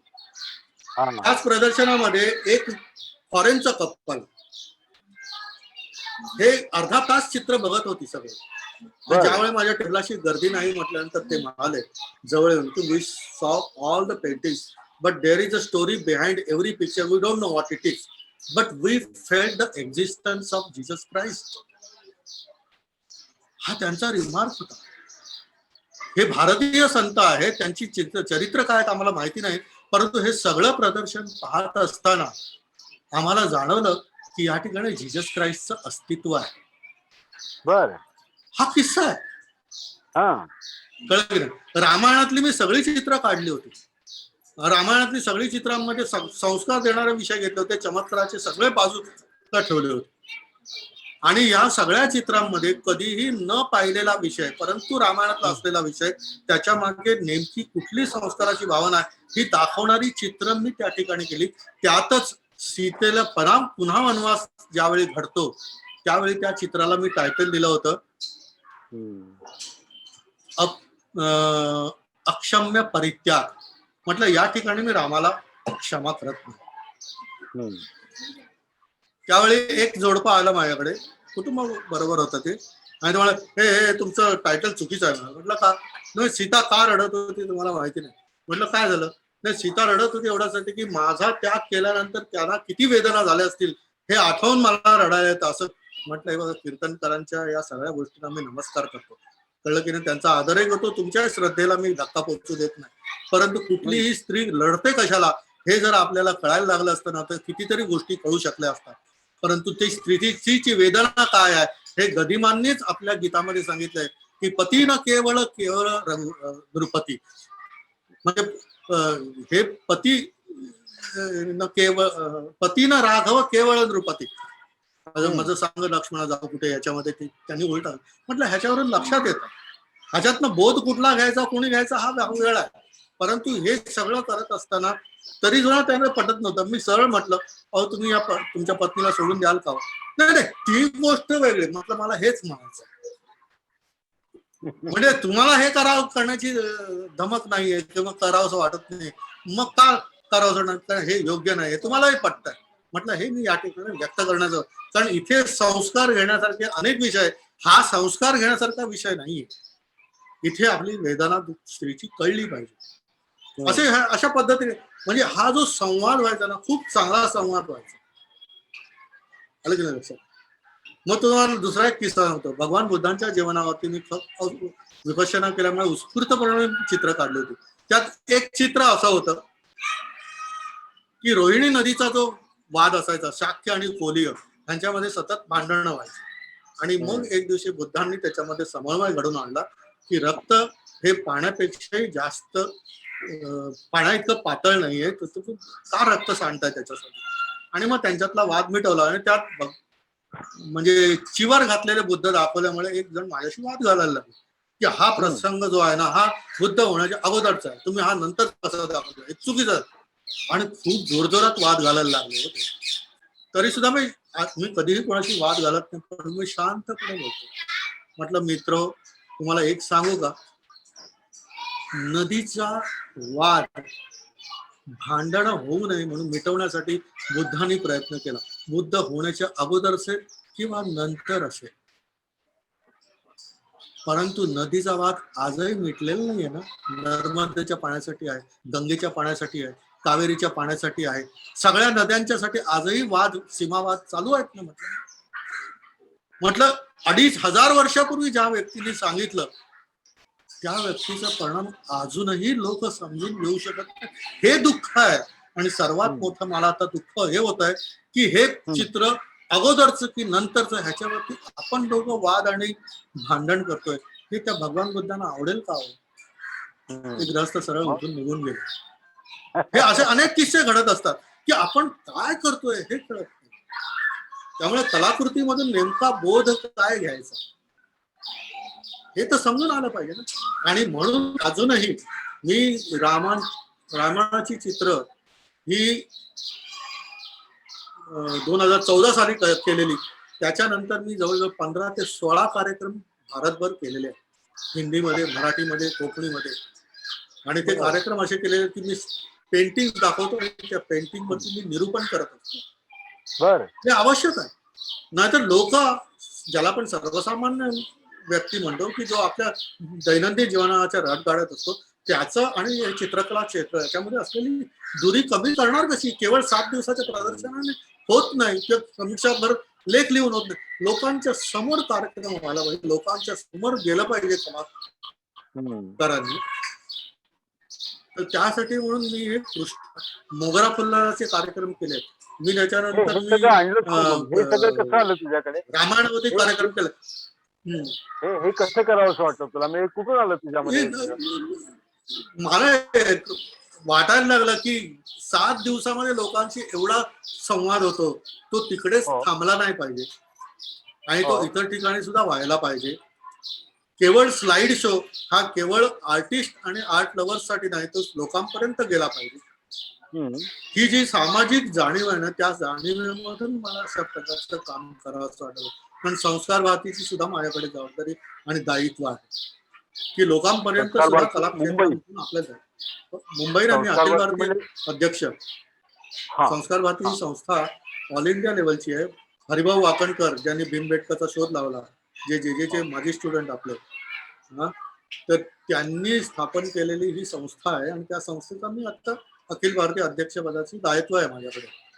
आणि ह्या जाणीवमधून लोकांपर्यंत आपण चित्रांसहित गेलं पाहिजे म्हणून मी कार्यक्रम करायला सुरुवात केली. आणि हे कार्यक्रम लोकांना बघायला आवडतात. रामायण हे टीव्ही वरती पाहिलेल्या, सिनेमामधून पाहिल्या, प्रवचनातून ऐकलं तरी सुद्धा वासुदेव कामतचा हजारो लोक रामायण ऐकायला काय येतात? कारण कलाकार काय बोलतो हे त्यांना ऐकून घ्यायचं असतं. अजूनपर्यंत रामायणाच्या कार्यक्रमातून कोणी उठून गेलाय असं मला आढळलेलं नाही. ज्यावेळी मोगरा फुलाला मराठीत असतं, हिंदीत असतं, या 2 भाषांमध्ये मी बोलतो. आणि कुठे कुठे केलेस आणि किती केलेस कार्यक्रम? मी जवळ रामायणाचेच 15-16 कार्यक्रम झालेले आहेत. कृष्णावरती, सॉरी, मोगरा फुलाला वरती मी 5-6 कार्यक्रम केलेले आहेत.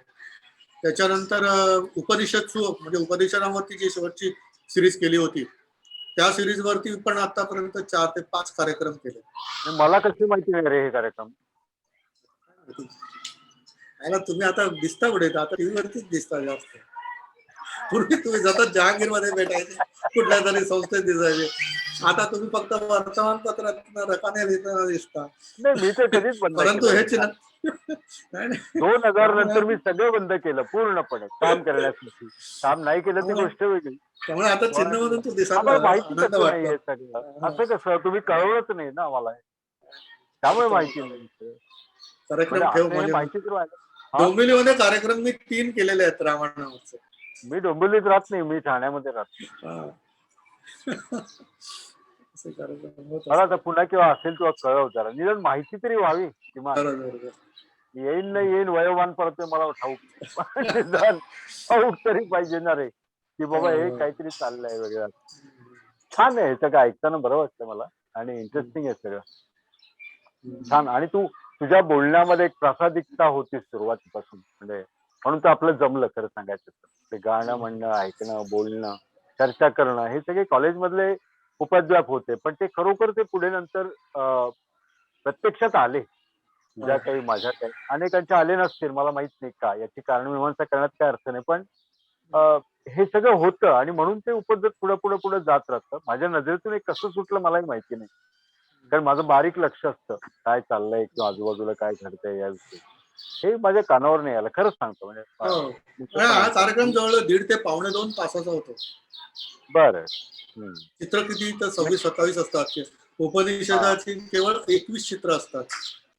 परंतु त्या चित्रावरती मी ज्यावेळी बोलत असतो, ते चित्र जन्माला कसं येतं, म्हणजे चित्र हे करायला मला 2 दिवस लागले किंवा एखादं वॉटर कलर मला एका दिवसात झालेलं असतं, परंतु त्याच्या मागे माझी थिंकिंग प्रोसेस जी चाललेली असते आणि नेमकं त्यातला कुठला भाग घ्यायचा हे दाखवणं आणि त्याच्यासाठी कुठल्या कुठल्या गोष्टी सहाय्यभूत ठरतात ते सांगता येत नाही. म्हणजे ज्यावेळी मी कृष्णावरती एक किस्सा सांगतो. कृष्णावरती मी पेंटिंग करत होतो, वेळ होत असेल तर सांग मला. आणि कृष्णावरती सिरीज करतो माझ्या वडील म्हणाले, अण्णा म्हणाले की विश्वरूप दर्शनाचं एक चित्र असलंच पाहिजे ना याच्यामध्ये. ठीक आहे करूया. आणि मग सांगतो की 5 फूट बाय 10 फुटाचा कॅनव्हास मी घरी मी स्ट्रेच करून ठेवला भिंतीवरती. तर वडील दर आठवड्यात येऊन विचारले काय सुचलं नाही का? म्हटलं नाही अजून नाही सुचलं.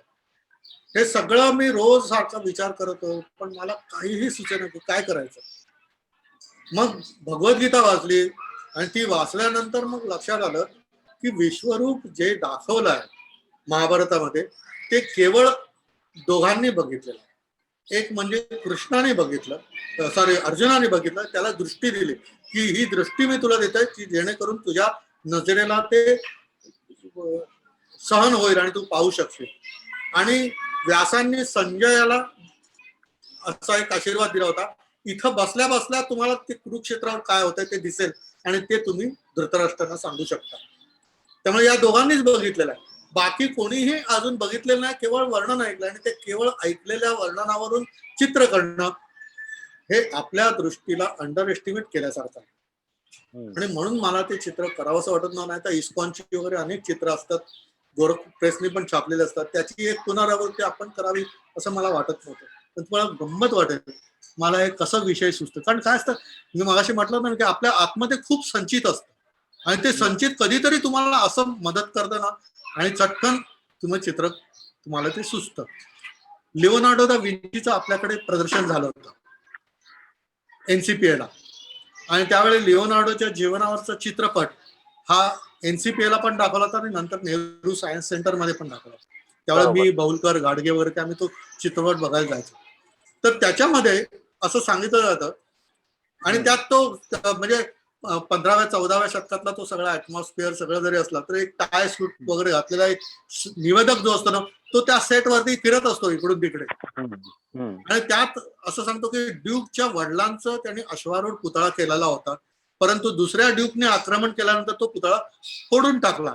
त्यामुळे आपल्याला तो काय बघायला मिळणार नाही. पण जरी तो बघायला नाही मिळाला तरी त्यावेळचा असलेला समीक्षक वसारी यांनी त्या पुतळ्याचं वर्णन केलेलं आहे.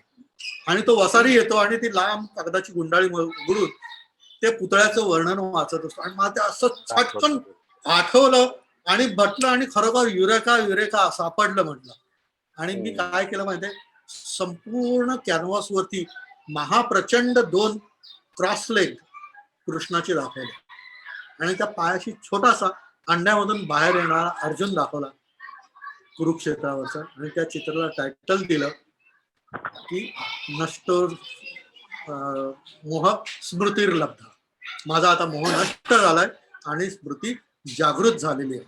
हे त्याचं गीतेमधलं टायटल त्याला दिलं. अनेकांनी सांगितलं त्या पेंटिंग बद्दल, हे तुम्ही पूर्ण का नाही केलं. म्हटलं it is beyond my canvas. मग आम्हाला ते कसं घडेल. म्हटलं जसा अर्जुनाने केला तसा प्रयत्न करा म्हणजे तुम्हाला तो दिसेल.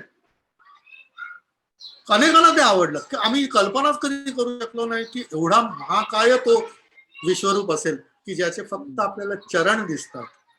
बरोबर. ते हे जे आहे ना हे असं असतं चित्र घडताना. सब्जेक्ट कुठला आणि प्रेरणा दिली कुठली तरी दुसऱ्याच गोष्टीने, पण आपण जे जे काय अनुभवलेलं असतं ना ते कधी ना कधी आपल्याला काम देतं.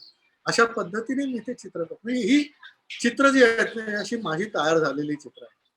पण मला याच्यामध्ये काही प्रश्न आहेत. हा, ते कृपया करून व्यक्तिगत घेऊ नकोस किंवा त्याचा वेगळा अर्थ पण काढू नकोस. मी तुला अत्यंत प्रामाणिकपणे हा प्रश्न विचारतोय. मला माहिती व्हावी म्हणून तू हा कसा विचार केलास हे जाणून घेण्यासाठी. उदाहरणार्थ की राजा रविवर्माने भारतीय देवतांना दृश्यरूप दिलं, मान्य आहे. त्यांनी देवतेला साडी नेसवली, देवांना पितांबर नेसवलं, त्यांचे मुकुट त्यांनी ऍक्च्युली भारतीय देव कसे असतील किंवा देवता कशा असतील हे सगळं मांडलं. बरोबर आहे. आणि तिथून नंतर मग मुळगावकरांनी त्यात थोडासा हातभार लावला. त्याच्यानंतर मला वाटतं एस एम पंडित, ही अशी एक वेगळी परंपरा आहे, मान्य आहे. आता तू जी चित्र करतोस तर तू बेस काय धरतोय अशा स्वरूपाची जी काही पौराणिक म्हण किंवा अशा स्वरूपाचे विचार हे करून विषय घेऊन जावी आपण हे करतो. तू कुठला बेस धरतोस आणि मग रवी वर्माने कुठला बेस धरला असेल असं तुला वाटतं किंवा तो बेस कुठे आहे का याच्यावर तू काही विचार केलायस का? मला प्रश्न लक्षात आला. हा आलं लक्षात. म्हणजे राजा रवी वर्मांच्या स्मृतीला ज्यावेळी 100 वर्ष झाली 2006 साली आणि त्यावेळी राजा रवी वर्मांची चित्र आणि त्यांच्या चित्रावर बोलणं याचे कार्यक्रम मी आणि पौलकरांनी दोघांनी मिळून 2 ते 3 कार्यक्रम केलेले आहेत. आणि त्यावेळी मी त्यांच्या चित्रांचा व्यवस्थित अभ्यास करून त्याबद्दल वाचून हे ज्यावेळी मी व्यक्त केलं ना त्यावेळी व्यक्त करताना सांगितलं की राजा रवी वर्मांनी काय केलं आहे की पारंपरिक पद्धतीने जे काय होतं परंतु प्रत्यक्ष रंगमंचावरती हे कार्यक्रम सादर होत असताना म्हणजे तो रंगमंचाचा काळ होता म्हणजे चित्रपट येण्याच्या अगोदरचा म्हणजे दादासाहेब फाळके आणि रवी वर्मांची फार नंतर उशिरा ओळख झालेली आहे म्हणजे त्याच्याही अगोदर रंगमंचावरती वास्तववादी पद्धतीने पौराणिक कार्यक्रम यायला लागले आणि तशा प्रकारे रंगमंचावरती आपण जो लाईट अरेंजमेंट रंगमंचावरती एखादी घटना जशी बघत असतो त्या पद्धतीने हे वेस्टर्न ऑइल पेंटिंग करणारे ब्रिटिश कलाकार आणि ब्रिटिश चित्र रवी वर्मांनी बघितलेली होती आणि म्हणून त्या प्रेरणेमधून त्यांनी तशा पद्धतीने काम करायला सुरुवात केली आणि त्यांच्या हयातीतच काही जणांनी टीका केली आणि त्यांच्या हयातीतच जनसामान्यांपर्यंत त्यांची जीवन चित्र पोचलेली आणि हे पोचण्याचं कारण असं आणि त्याच्यासाठी त्यांनी प्रेस काढली आणि त्या प्रेसमधून ती चित्र घरोघरी पोचली. त्यात मला तो रंगरसिया काय तो चित्रपट तेवढा आवडला नाही परंतु त्याचा एक पॉइंट मला फार आवडला की काही दलित येऊन त्यांना राजा रवी वर्माला नमस्कार करतात की ज्या देवघरामध्ये आम्हाला जायला परमिशन नव्हती त्या देवांना आमच्या घरापर्यंत आणि देवघरापर्यंत आणण्याचं तुम्ही फार मोठं काम केलं. This is the best and top most contribution of Ravi Varma. तो वास्तववादी होता की अमुक काय होता याला काहीच अर्थ नाहीये परंतु त्यांनी जी प्रिंट करून घरोघरी चित्र पोहोचवणं म्हणजे केवळ ती दरबारी मालमत्ता किंवा सत्ता न राहता ती घरोघरी जाईल अशा प्रकारे काम केलं आणि ज्यावेळी दळणवळण नव्हतं त्यावेळी त्यांनी एवढा मोठा प्रवास केलेला आहे मोठा ज्यावेळी वेस्टर्न आर्टिस्ट त्याला रंग कसे भरायचे आणि कालवायचे हे शिकवायलाही तयार नव्हता त्यावेळी त्याच्या चित्राला अमेरिकेमध्ये प्राइज लागते ही फार मोठी जमेची बाजू आहे लक्षात घ्या. आणि नंतर मग हे जे प्रिंट्स घरोघर गेलेले त्याच्यानंतर कॅलेंडर आर्ट आली आणि मग त्याला बाजार स्वरूप आलं आणि मग त्याच्यातून जी चांगली चित्र निर्माण व्हायला पाहिजे तशा प्रकारे चित्र निर्माण होताना दिसत नाही. हे तेवढंच खरं आहे कारण ती नाळ किती धरायची आणि किती सोडायची हे लक्षात आलं पाहिजे की नाही. आणि म्हणून मी काही काळ म्हणजे अक्षरशः 1 ते 1.5 वर्ष मी कॅलेंडरचं काम केलं पण मी त्याच वेळी सोडलं. आपल्याला इथे नाही राहायचं आहे म्हणून आपल्याला ह्याच्यात नाही राहायचं आहे म्हणून वेगळ्या पद्धतीने मी हे काम करायला सुरुवात केली. परंतु तू बेस काय धरतो मी कॉलेजमध्ये जे शिकलं मी बेस करतो मी कॉलेजमध्ये काही शिकलं नव्हते. माझं कुठलंही चित्र तुम्ही रवी वर्मासारखं आहे असं दाखवून द्या रवी वर्माच्या चित्राचं नाही. माझा प्रश्न अजून पुढे नेतो माझा प्रश्न उदाहरणार्थ पीटर ब्रूकचं महाभारत तू बघितलंय?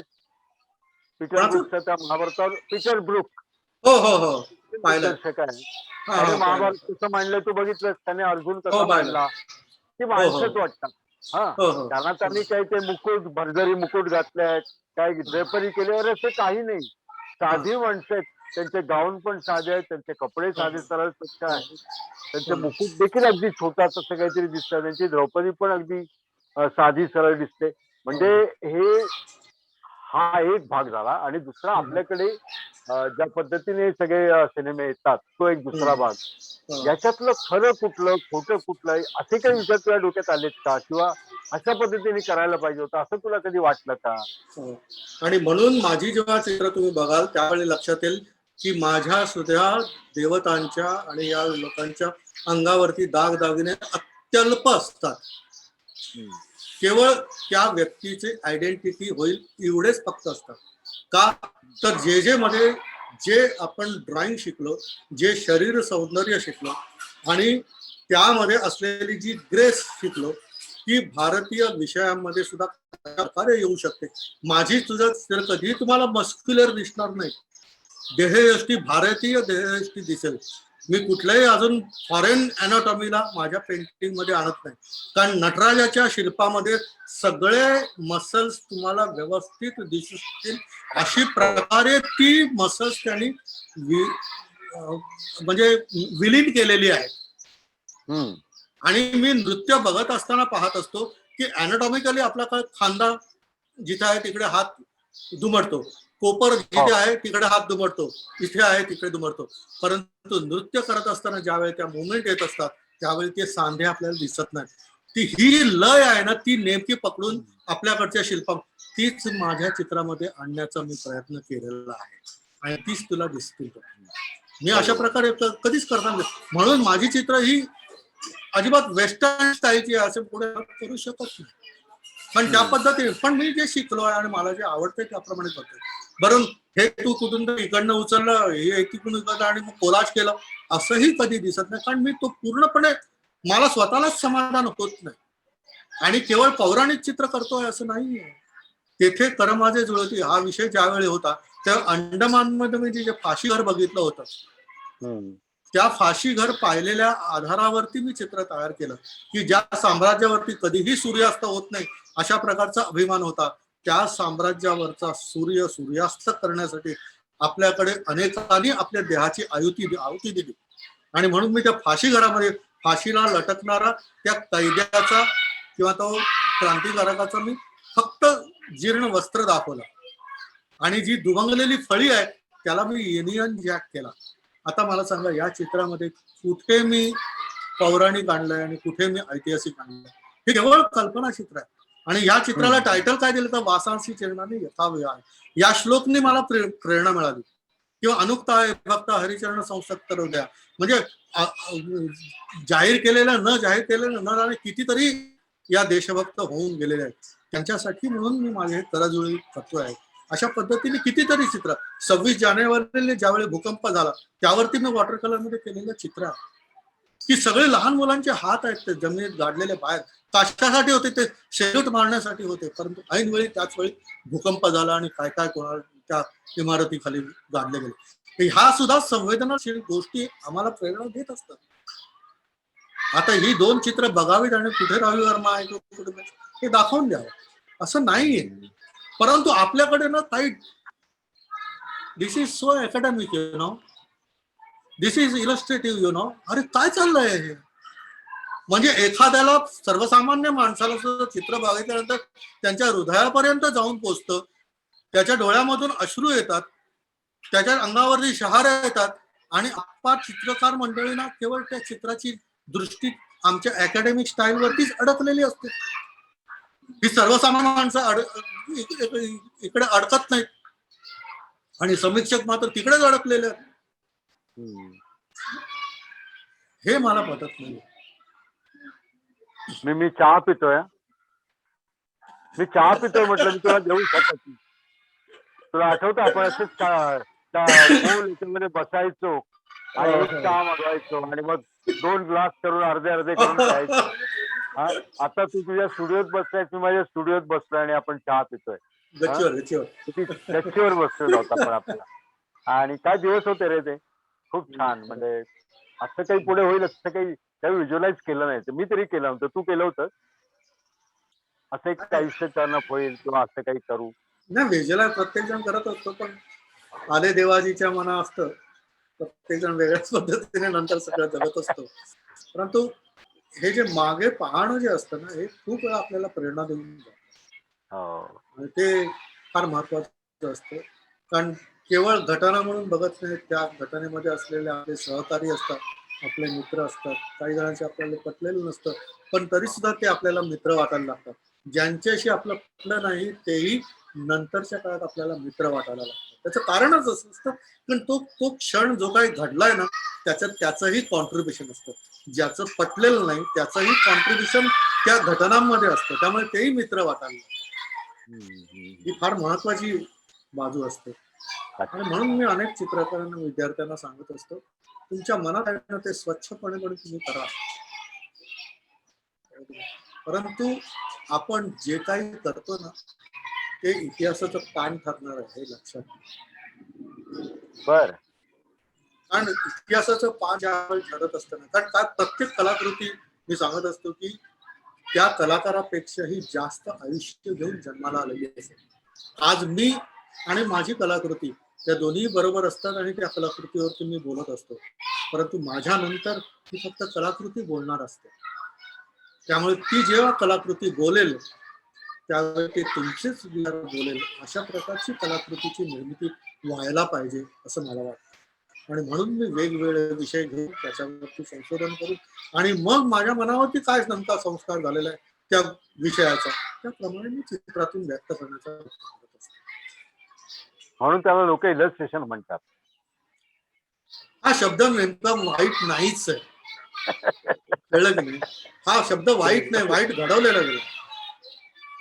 एका मोठ्या कलाकारांनीच म्हटलेलं आहे की क्रिएटिव्हिटी आणि इलस्ट्रेटिव्हिटी ही मला आता चित्रकलेतली शिवी वाटायला लागले. जाऊ दे, त्या चित्रकारांचं नाव घेत नाही, खूप चांगले मोठे चित्रकार आहेत, कारण त्यांनीही तेच अनुभव. आपण सांगतोय काय करतोय काय आणि समीक्षक केवळ एक रिमार्क घेऊन जातो, हे चुकीच आहे. रामायणाचा एक प्रदर्शन व्याख्यान माझं झालं होतं. त्यावेळी 2-3 जण उभे राहिले आणि म्हणाले तुम्ही हे केलंय, छान केलंय, पण तुम्ही हे जरा वेगळ्या पद्धतीने मांडलं असतं तर कसं झालं असतं. म्हटलं म्हणजे नेमकं काय म्हणायचं तुम्हाला? नाही, थोडस क्रिएटिव्ह काहीतरी केलं असतं तर.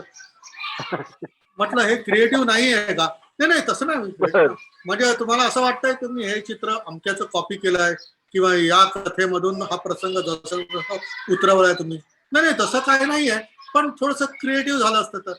शेवटपर्यंत माझ्या प्रश्नाचं ते उत्तर देऊ शकत नाही. त्यांच्या प्रश्नाचं उत्तर मी दिलं की आता तुम्ही ह्या प्रसंगामध्ये आता तुम्ही प्रश्न विचारताना अनेक जणांचे डोळे बाबा पाण्याने ओले झालेले आहेत.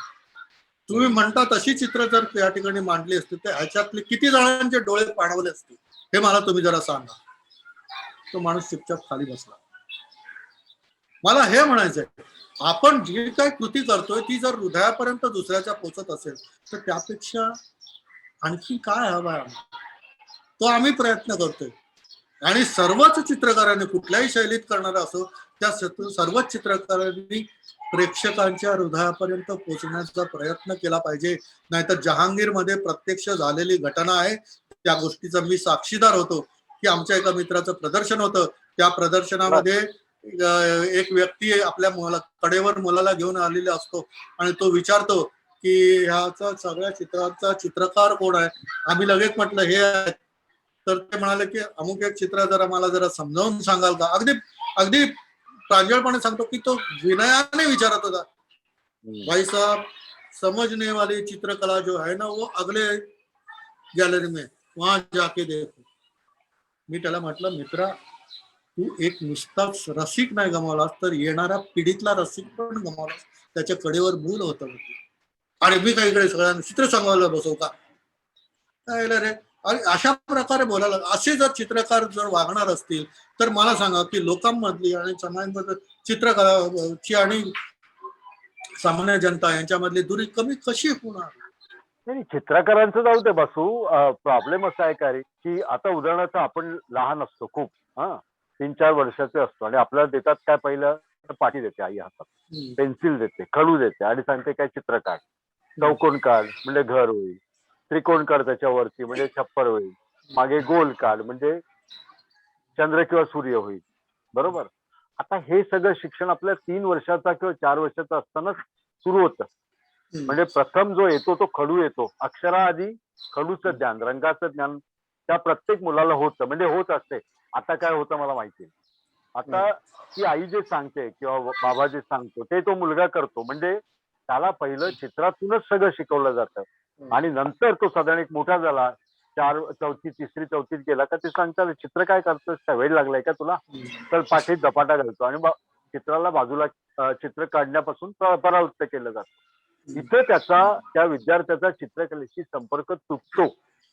तो कधीच येत नाही पुढे आयुष्यात. तर तो एलिमेंटरी इंटरमिजिएटला आला, शिकला तर त्याचं एक थोडंफार त्याला काहीतरी 7वी पर्यंत शिक्षण मिळू शकतं. पण नंतर तो 7वी नंतर तो विषयच काढून टाकलेला आहे. बरोबर आहे. अशा पार्श्वभूमीवर चित्रकलेची नाळच जर सोडली गेली तर पुढे हे लोक बघणार कुठे चित्र आणि ते म्हणून शिकणार तरी कुठे? मग ते डायरेक्ट केव्हा तरी येतात आणि मग सांगतात की आम्हाला हे सांगा. अरे पण तुम्ही बघितलंय का काही? तुम्ही याच्या आधी 10 प्रदर्शनं पाहिली आहेत का? तुम्ही हे सगळं बघितलंय का? ते बघितलं असाल तर तुम्ही हे करू शकता ना. आता हा सगळा खूप मोठा विषय आहे, जिकिरीचा विषय आहे. नाही, पण पण मला असं कुठेतरी वाटतं आपल्या शिक्षण क्रमामध्ये त्याचा सगळा हे झालेला आहे, विचका झालेला आहे. आपल्याला कम्प्युटर कळला रे 90 साली आलेला. कम्प्युटर मध्ये आता आपण एक्सपर्ट आहोत. तूही एक्सपर्ट आहे, मीही थोडाफार एक्सपर्ट आहे. हे कसं आलं ज्ञान आपल्याला? हा तर 80च्या दशकात झालेला स्फोट आहे अमेरिकेतला आणि तो आपण अक्वायर केला. आपण तो ऍक्सेप्ट केला. बरोबर आहे. चित्रकला मात्र तुमचं ते मॉडर्न आर्ट मधलं आम्हाला कळत नाही. तुमचं ते इलस्ट्रेशन वाटतं. हे फार वाईट आहे रे अशा स्वरूपाचं. हे बदलण्यासाठी काहीतरी करायला पाहिजे. या बाबतीत हो. माझं एक मत आहे. बरोबर आहे. तेच अगदी बरोबर आहे. आणि ते कार्यक्रम मी करत असतो. आतापर्यंत 5 कार्यक्रम मी केले आहेत आणि त्या कार्यक्रमाचं नाव आहे माझी भिंत आणि त्यावरती चित्र. माझी भिंत त्यावर माझं चित्र म्हणत नाही. माझी भिंत त्यावरती चित्र. आणि हे केवळ लोकांमध्ये मी कार्यक्रम करत असतो आणि त्यावेळी मी स्लाइड्स दाखवतो आणि स्लाइडची सुरुवातच होते माझ्या प्रिमिटिव्ह केव्ज मध्ये काढल्या गेलेल्या चित्रांपासून. बरं. आणि मग त्यामध्ये लहान मुलांनी म्हणजे माझ्या पुतण्यांनी माझ्या घरातल्या भिंतीवरती जी चित्र काढले तर त्याची सुद्धा तिची एक स्लाइड असते. मला वाटतं मी एक फाईल पाठवली तुमच्यामध्ये. आणि मग त्यामध्ये मी प्रत्येक सांगत असतो की मुलं काय किंवा आम्ही चित्रकार काय, तुम्ही इथे जमलेले सगळेजण जे आहात ना हे पहिले चित्रकार म्हणून जन्माला येतात. कारण तुम्ही मुळाक्षर गिरवायच्या अगोदर केवळ रेखा काढत असतात आणि तिथून चित्रकलेला सुरुवात झालेली असते. परंतु मुळाक्षर गिरवता गिरवता तुम्ही या चित्रकलेपासून लांब जाता. तर या चित्रकलेची रुची निर्माण व्हायला पाहिजे तर काय करायला पाहिजे? तर लोकांमध्ये ही रुची निर्माण करायला पाहिजे. आणि म्हणून मग शेवटी मी सांगत असतो, लोकांकडनं मी वचन घेतो की इथून गेल्यानंतर तुमच्या पांढऱ्या भिंतीवरती किंवा कोऱ्या भिंतीवरती एक चित्र लागलं पाहिजे. वेगवेगळ्या ठिकाणी वेगवेगळे प्रश्न आलेत. अहो तुमची चित्र परवडणारी नाहीये. अहो म्हटलं मग ठीक आहे, माझी चित्र नाही परवडणारी, पण तुमच्या आवडीचं चित्र तर लावा त्या ठिकाणी. पण मग कसं लावायचं? म्हटलं घरात तुमच्या लहान मुलगा जो चित्र काढतो ना त्याला माउंटिंग करा आणि फ्रेम करून लावा. आणि मग आलेले पाहुणे हे चित्र कुणाचं म्हटल्यानंतर त्याच्या तोंडावरचं हास्य बघितल्यानंतर, आनंद बघितल्यानंतर तुम्हाला कुठला चित्रपट पाहायला त्याच्यापेक्षा मोठा आनंद होतो. का तर त्याचं चित्र तरी कुत्सितपणे एक व्यक्ती मला म्हणते आमच्या घरी मुलं नाही आहेत हो. म्हटलं शेजाऱ्यांच्या मुलाचं चित्र आणून लावा, शेजाऱ्याच्या मुलांचं चित्र काढून लावा, पण लावा तर खरा. आणि त्याच्यासाठी मी गोष्ट सांगत असतो की एक संन्याशी असतो, तो चाललेला असतो भिक्षा मागायला आणि 5ही आणि 10ही बोटामध्ये अंगठ्या असलेला एक श्रीमंत समोरून येत असतो. तर तो त्याच्याकडे भिक्षा आण देई म्हणून म्हणतो, नाही माझ्याकडे काही नाही, नाही माझ्याकडे काही नाही, काही नाही म्हटलं ना, जा रे गोसावड्या म्हटल्यानंतर तो ठीक आहे. तो म्हणतो की खालची एक मुठभर माती तरी घ्या आणि माझ्या या झोळीत टाका. कशाला ही ब्याज म्हणतो, तो मुठभर माती घेतो आणि त्या झोळीत संन्याशाच्या ह्याच्यात टाकतो. नंतर जो 2 पावलं गेल्यानंतर त्याच्या लक्षात आलं अरे त्याच्यात गहू होते, तांदूळ होते, त्याच्यात माती टाकली तरी ह्याने घेतली कशी? तो म्हणतो अ बाबाजी ठरव आणि म्हणतो की काय झालं? नाही म्हणे तुम्ही माती टाका का? म्हटलं तुम्ही घेतलेले जे तांदूळ आणि गहू होते त्याच्यात माती पडली की? कोणाला मी ती निवडून काढीन बाजूला, परंतु तुमच्या हाताला देण्याचीच सवय नाहीये, ती पहिल्यांदा लागू दे म्हणून मी माती टाकायला सांगितले. आम्हाला ही माती पूजनीय आहे. हे जे आहे ना की घरात चित्र लावायची सवयच नाही तर चित्रकलेची आवड निर्माण होणार कशी? हे तू कसं शिकलास रे बोलायचं? मगाशी सांगितलं ना आपल्या मनात आहे ना ते स्पष्टपणे बोलायला लागलं ना. पण तू आधी बोलत नव्हतास, म्हणजे आपण जेव्हा भेटत तेव्हा एवढं बोलत ना, नंतर हे बोलायला कुठे सुचायला लागलं? ते बोलायचे त्यावेळेचे विषय वेगळे होते ना. जाऊ दे, बायको बसलेली आहे. संघाचे संस्कार आहेत का रे? हा अगदी बरोबर आहे. खरंच मला आवडेल ऐकायला. नाही तिकडे मी बौद्धिक देणं वगैरे असं करत असे आणि त्यामुळे पण मला हे जे चित्रकलेवरती बोलावं असं जेव्हा वाटायला लागलं की जेव्हा आर्ट स्कूल मधनं मला बोलावलं जायचं डेमॉन्स्ट्रेशनला, त्यावेळी विद्यार्थ्यांशी संवाद करणं, त्यांचं काम पाहणं आणि नंतर तुम्हाला नेमकं काय करायला पाहिजे हे सांगणं, हे जमायला लागलं. त्यामुळे हळूहळू बोलता येऊ लागलं. त्यामुळे विद्यार्थ्यांशी संवाद हाच मला मुख्य आधार झाला आणि मग विद्यार्थ्यांशी बोलता बोलता मी बोलायला शिकलो आणि कोणीही बोलू शकतं, बोलायला तर पाहिजे. मला आठवतं एक कार्यक्रम होता, त्या कार्यक्रमामध्ये अनेक चित्रकारांना आणि विद्यार्थ्यांना प्राइजेस दिली गेली. त्यावेळी प्राइज द्यायला मी पण होतो, अनिल नाईक पण होतो. आणि एका विद्यार्थ्याला पहिलं प्राइज मिळालं आणि मग त्यालाही सांगितलं की तू तुझं मत व्यक्त कर. तो आला आणि मला मला हे प्राइज दिलं त्याबद्दल धन्यवाद आणि उतरून गेला. तर त्याला मी भेटलो आणि म्हटलं, अरे 4 वाक्य तुला बोलताना नाही नाही मला फक्त चित्र काढता येतं, बोलता येत नाही, आपल्याला बोलायला जमत. म्हटलं मित्रांमध्ये बोलतोस की नाही. म्हटलं हे सगळे मित्रच होते, कोण इकडे परक होतं. म्हटलं बोलता आलं पाहिजे, लक्षात ठेव. कारण चित्रकार ज्यावेळी घडत असतो ना, त्याच्या नकळत त्याच्यामध्ये एक शिक्षक पण घडत असतो. कारण कोण कुठल्या प्रश्नाने तुमच्या समोर येईल सांगता येत नाही. त्या प्रश्नाचं निरसन करता आलं पाहिजे. आणि आपल्याला ही शक्ती निसर्गाने किंवा परमेश्वराने दिलेली आहे की वापरायला काहीच हरकत नाही. उद्या पुढे कुटुंबात आल्यानंतर तुझ्या मुलांशी तुला बोलावं लागणार आहे, संवाद साधावा लागणार आहे. उद्या त्या मुलाचे मित्र येतील, माझे बाबा चित्रकार आहेत म्हटल्यानंतर तुझ्यापासून काहीतरी बोलावं असं त्यांना वाटेल, ऐकावं असं वाटेल. हे तुला जमलंच पाहिजे असं कधीही विचार करू नको. जे जमेल ते परंतु बोल असं मी त्याला सांगितलं. हे जमलं पाहिजे. जर कार्यक्रम प्रचंड बघितला जातोय, प्रचंड त्याला हिट्स आहेत आणि जवळजवळ 100 हे आलेत, तर 80 जवळजवळ कमेंट्स आल्यात त्याच्याविषयी. खूप खूप खूप लोक बघतात. काही प्रश्न असेल तर विचारतो मी तुला, जर कोणते महत्वाचं वाटलं तर. नाही तर मग मी स्किप करतो ते सगळं, कारण त्याच्याविषयी तुझ्याशी बोलायला मला जास्त आवडेल. पण खूप लोकांनी हे केलंय रे, चिक्कार. बापरे, चिन्हने अमुक करा, चिन्ह ते नको, काही करायचं नाही मला आता.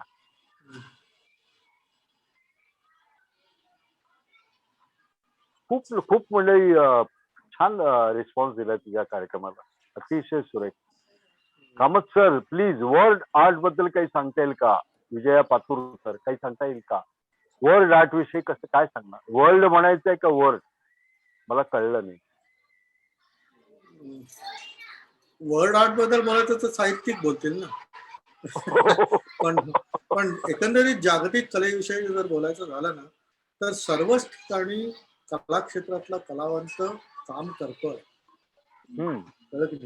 आणि जगामध्ये ज्यावेळी शतकं लोटतात, म्हणजे इयर्स अँड इयर्स होऊन जातात, वर्षानुवर्ष, आणि त्यानंतर पहिलं दृष्टीपथाला पडतं ना, ते चित्र, शिल्प आणि वास्तू असते जी स्थिर असते. कारण सिव्हिलायझेशन आपल्याकडे ज्या काय झाल्यात ना, यांच्यासाठी पहिल्यांदा दृश्य रूपामध्ये तेच व्यक्त होत असतं. आणि नंतर मग आपण एखादा ग्रंथ पाहतो किंवा साहित्य पाहतो किंवा कोणाचं काहीतरी ऐकतो. परंतु स्थिर स्वरूपात असलेलं चित्रच तुमच्या मनाला डोलायमान करतं, तुम्हाला स्पंदनित करतं आणि तिथून मग तुम्हाला विचार करायला ते प्रवृत्त करतं.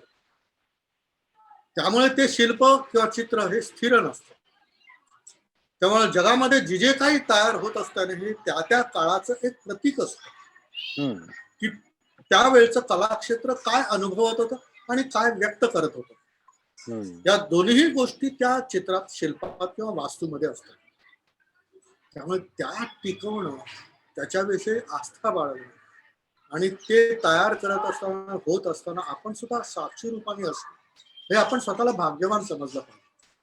त्यामुळे वर्ल्ड आर्ट आज केवळ या छोट्याशा चौकोनावरती किंवा आपल्या मोबाईलवरती अख्खं जग जवळ आलेलं. ज्यावेळी ते नव्हतं, फार लांब असायचं, म्हणजे कोणी मेल्यानंतर सुद्धा महिन्या आणि 2 महिन्यांनी बातमी मिळायची. पण आज हे चटकन सगळ्या गोष्टी इतक्या जवळ होत आहेत. तर एकंदरीत जगात कले क्षेत्रात काय काय होत आहे हे सगळेच जण पाहत आहेत, अनुभवत आहेत. परंतु तू या सगळ्या बदलाकडे कसा बघतोस? आपण खूप मोठे बदल बघितले. नाही, बदल किती काय असतं माहितीये, आपल्याकडे काही शब्द असे आहेत, परंपरा. परंपरा या शब्दाचं असं वाटतं की जसं चाललंय ना तेच चालत नाहीये. परंपर असा शब्द आहे, म्हणजे जे काय आहे ना पूर्वी होऊन गेलं त्याच्यापेक्षा ऍडिशनल. एका प्रसिद्ध गायिकेने सांगितलं होतं की ट्रॅडिशन इज आउटडेटेड. अनेक जण चकित झाले की क्लासिकल सिंगर समोर मंचावर बोलते की tradition is outdated if there is no addition. त्यात काही भर पडली नसेल तर ती ट्रेडिशन आउटडेटेड आहे. त्यामुळे आपल्याकडे जे जे काही बदल होत आहेत ना ते ह्या ट्रेडिशन वरती ऍडिशन होत आहेत असे मी समजतो. कुठली तरी आउटडेटेड करून होत नसते. सगळ्या पूर्वीच्या घडलेल्या गोष्टी जी फार महत्वाच्या आहेत. तुला एक गमतीचा एक किस्सा सांगतो. एक माणूस भुकेला असतो आणि घरी आल्यानंतर संध्याकाळी बायको जेवण करून देते. 1 पोळी दिली, 2 पोळी दिली, 7, 8वी पोळी दिल्यानंतर तो ढेकर देतो आणि ढेकर दिल्यानंतर बायकोला मारायला सुरुवात करतो. ती म्हणते अरे काय मारताय तुम्ही. म्हणतो 8व्या पोळीनंतर ढेकर येते हे जर तुला माहिती होतं तर पहिल्यांदाच का नाही दिली. अरे बापरे. म्हणजे आपल्या परंपरांना शिव्या देण्यासाठी 8वी पोळी नाही. त्याच्यावरतीच हे सगळं उत्पन्न झालेलं आहे. त्यांनीच हे रूपांतरित रूप धारण केलेलं आहे असं म्हणून स्वीकारलं पाहिजे असं मला नेहमी वाटतं. World are nothing but this.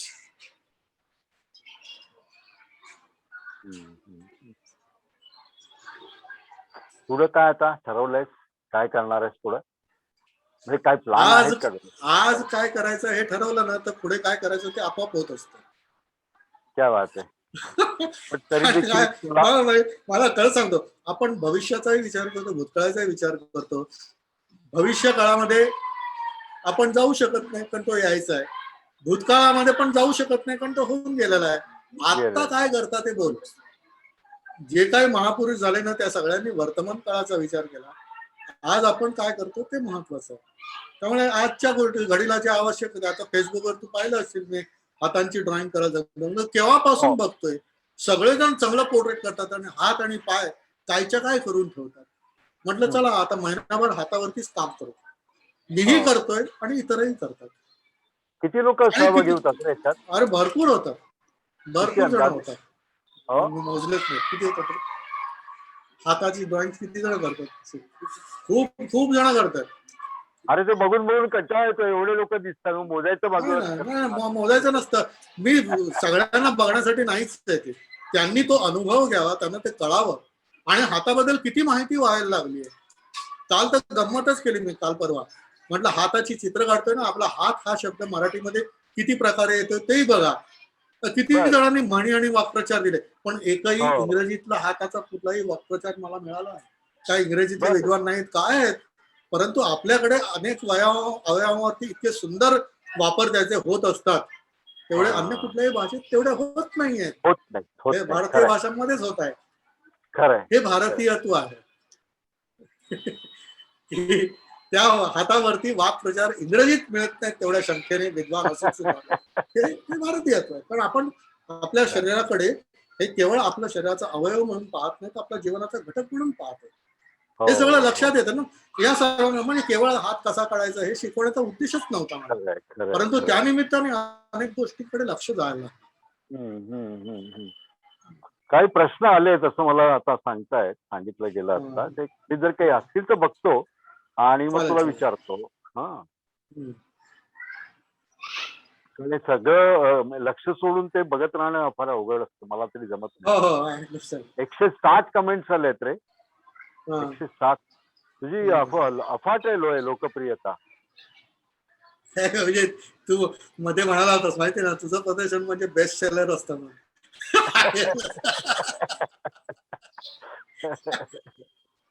अरे आपल्याकडे कसं आहे, आपली मराठी भाषा आहे. आपण मराठीमध्ये हा कार्यक्रम करतो. मराठीतच आपण ते फेसबुकवर पसरवतो. पण लिहिताना सुद्धा लोक मराठीत लिहित नाहीत. ते इंग्लिश टाईप हे करून लिहितात. ते वाचणं फार अवघड होतं. मला नाही आवडत असे प्रश्न वाचायला. त्यामुळे मी प्रश्न विचारून, तुम्ही मराठीत लिहा. मराठीत बोलून सुद्धा लिहिता येतं, टाईप करता येतं. खूप सोपं झालेलं आहे. आणि असे प्रश्न काही मी घेणार नाही. मला ते फार त्रासदायक होतं वाचणं.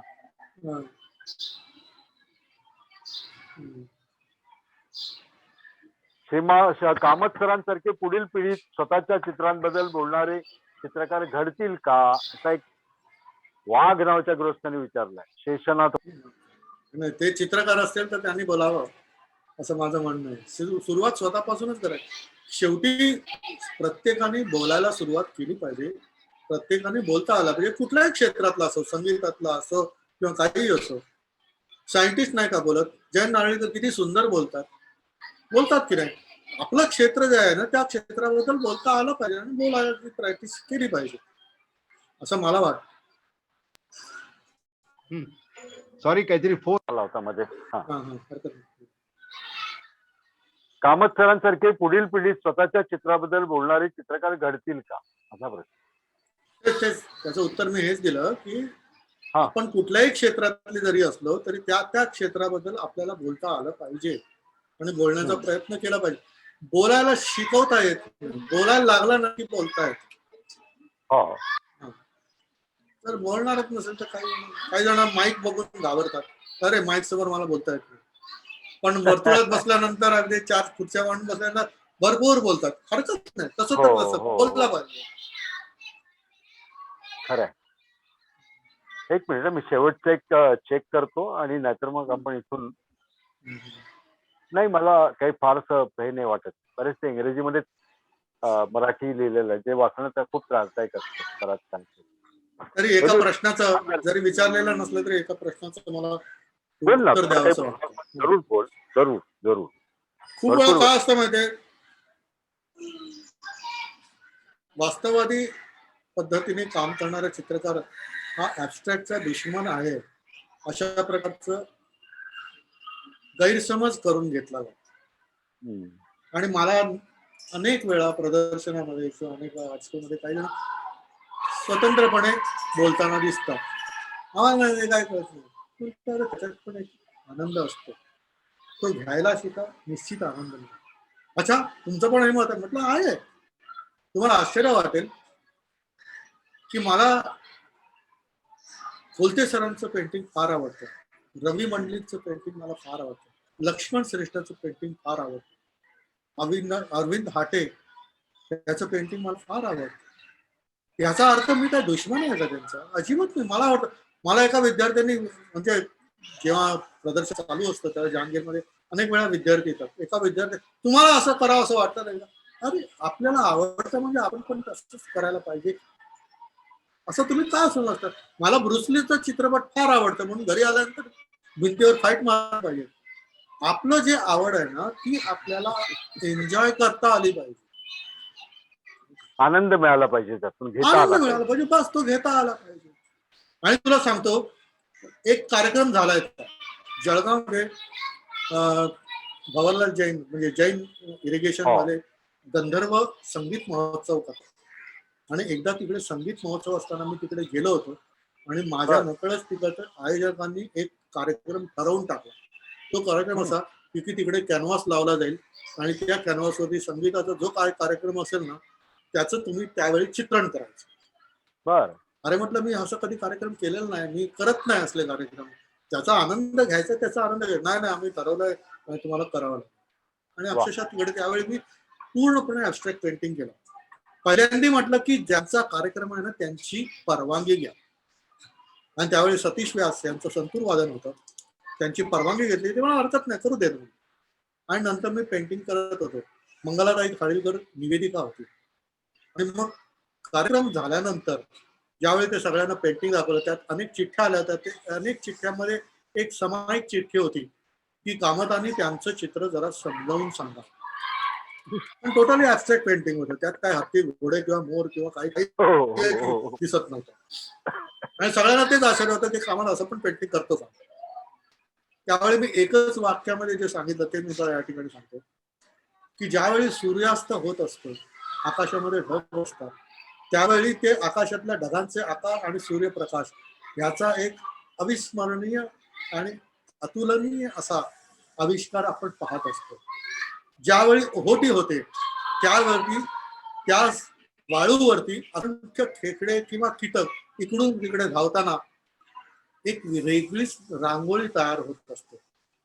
पावसाळ्याच्या दिवसांमध्ये रस्त्यावरच्या खड्ड्यांमध्ये साचलेल्या पाण्यावरून जेव्हा एखादा ट्रक किंवा मोटार जाते त्यावेळी ते डिझेलचे किंवा पेट्रोलचे थेंब पडतात आणि इंद्रधनुष्य वेगवेगळे आकार दिसतात.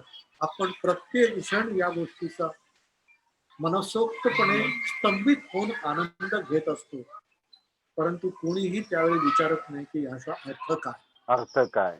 तसंच सतीश व्यास संतूर वाजवत होते, तो कुठला तरी राग वाजवत होते. तुमचे हात हलत होते, तुमच्या माना डोलत होता. माझ्या माना फक्त आणि हात डोलताना हातामध्ये ब्रश आणि समोर रंग होते, त्याचाच तेवढा तो आविष्कार आहे. याचा अर्थ काय याच्या पुढे कधी विचारू नका. आणि असंख्य टाळ्या त्यावेळी वाजल्या, हजारो लोक होते. वा हे असं छान. आपण बोलू शकतो ना ऍब्स्ट्रॅक्ट आर्ट बद्दल. आम्ही काय हो पेंटिंगचं डेमॉन्स्ट्रेशन वगैरे देत नाही, आम्ही ऍब्स्ट्रॅक्टचं नाही डेमॉन्स्ट्रेशन देत. आणि ह्याच्यात काय सांगायचं, तुम्हाला जे वाटतं तेच तुम्ही अरे बोला ना. लोकांना एक इच्छा असते की तुम्ही काहीतरी बोलावं, ते किती आकलन होईल वगैरे सांगेल, पण कलाकाराच्या तोंडून त्याच्या कला निर्मितीबद्दल ऐकायला मिळालं याचा आनंद काही औरच असतो. हा सर्वच कला क्षेत्रातल्या लोकांनी जाणून घ्यावा असं मला. आणि म्हणून मी बोलायला सुरुवात केली. मी कधीच कुठलाही प्रश्न परतवून लावत नाही, मी त्याचं उत्तर माझ्याच मतिशक्तीनुसार देण्याचा तो प्रयत्न करत असतो, पण त्याला सत्याची जोड असतो, अनुभूतीची आधार असतो. आणि ते असला ना की कुठेतरी वाचलेलं सांगण्यापेक्षा आपल्याला जे खरोखर जाणवलेलं असतं ते सांगण्यात जास्त आनंद असतो. पण चिन्हनी हा खूप फार छान. चांगला उपक्रम केला. बरोबर सतीश, तू या कलाकारांना बोलतं केलंस. त्यांनी आपल्या कलाकृती लोकांपुढे दाखवलेल्याच असतात, परंतु त्याच्याबरोबर तो कलाकार आपल्या कलाकृतीबद्दल, एकंदरीत कला प्रवासाबद्दल, जीवनाबद्दल काहीतरी सांगतोय हे ऐकायला अनेकांना आवडतं. तसंच आपलंही जीवन घडावं असं नसतं, परंतु काहीतरी करायला उद्युक्त करणारं असं कार्यक्रम पाहायला मिळतो, यात अनेकांना आनंद वाटत असतो. मला या ठिकाणी तुम्ही बोलवलं, माझे विचार ऐकून घेतलेत, बरे वाईट असतील काय असतील ते मित्र म्हणून एक्सेप्ट करावेत असं मला वाटतं. धन्यवाद. खूप छान वसुदेवा, मस्त हा. झाल्या आज गप्पा. त्या काही गप्पा संपणार नाही. आपण आणखीन 2-4 तास बसलो तरी तेवढ्याच गप्पा मारत बसतो. पण कुठेतरी एक वेळेची मर्यादा असते सगळ्याला. हो. तेव्हा परत आपण भेटू कधीतरी, असंच जरा वेगवेगळ्या गप्पा आणखीन मारायला पुन्हा एकदा भेटू. पण छान झाली आजची गप्पांची मॅच, मजा आला. चालेल. पुढल्या वेळी आपण असाच काहीतरी एक वेगळा विषय घेऊ आणि पुन्हा गप्पा मारू नक्की. नक्की. तो पुन्हा एकदा धन्यवाद. आणि हा कार्यक्रम संपला असं मी जाहीर करतो. धन्यवाद. ठीक आहे, अच्छा, नमस्कार. धन्यवाद, बाय. बाय.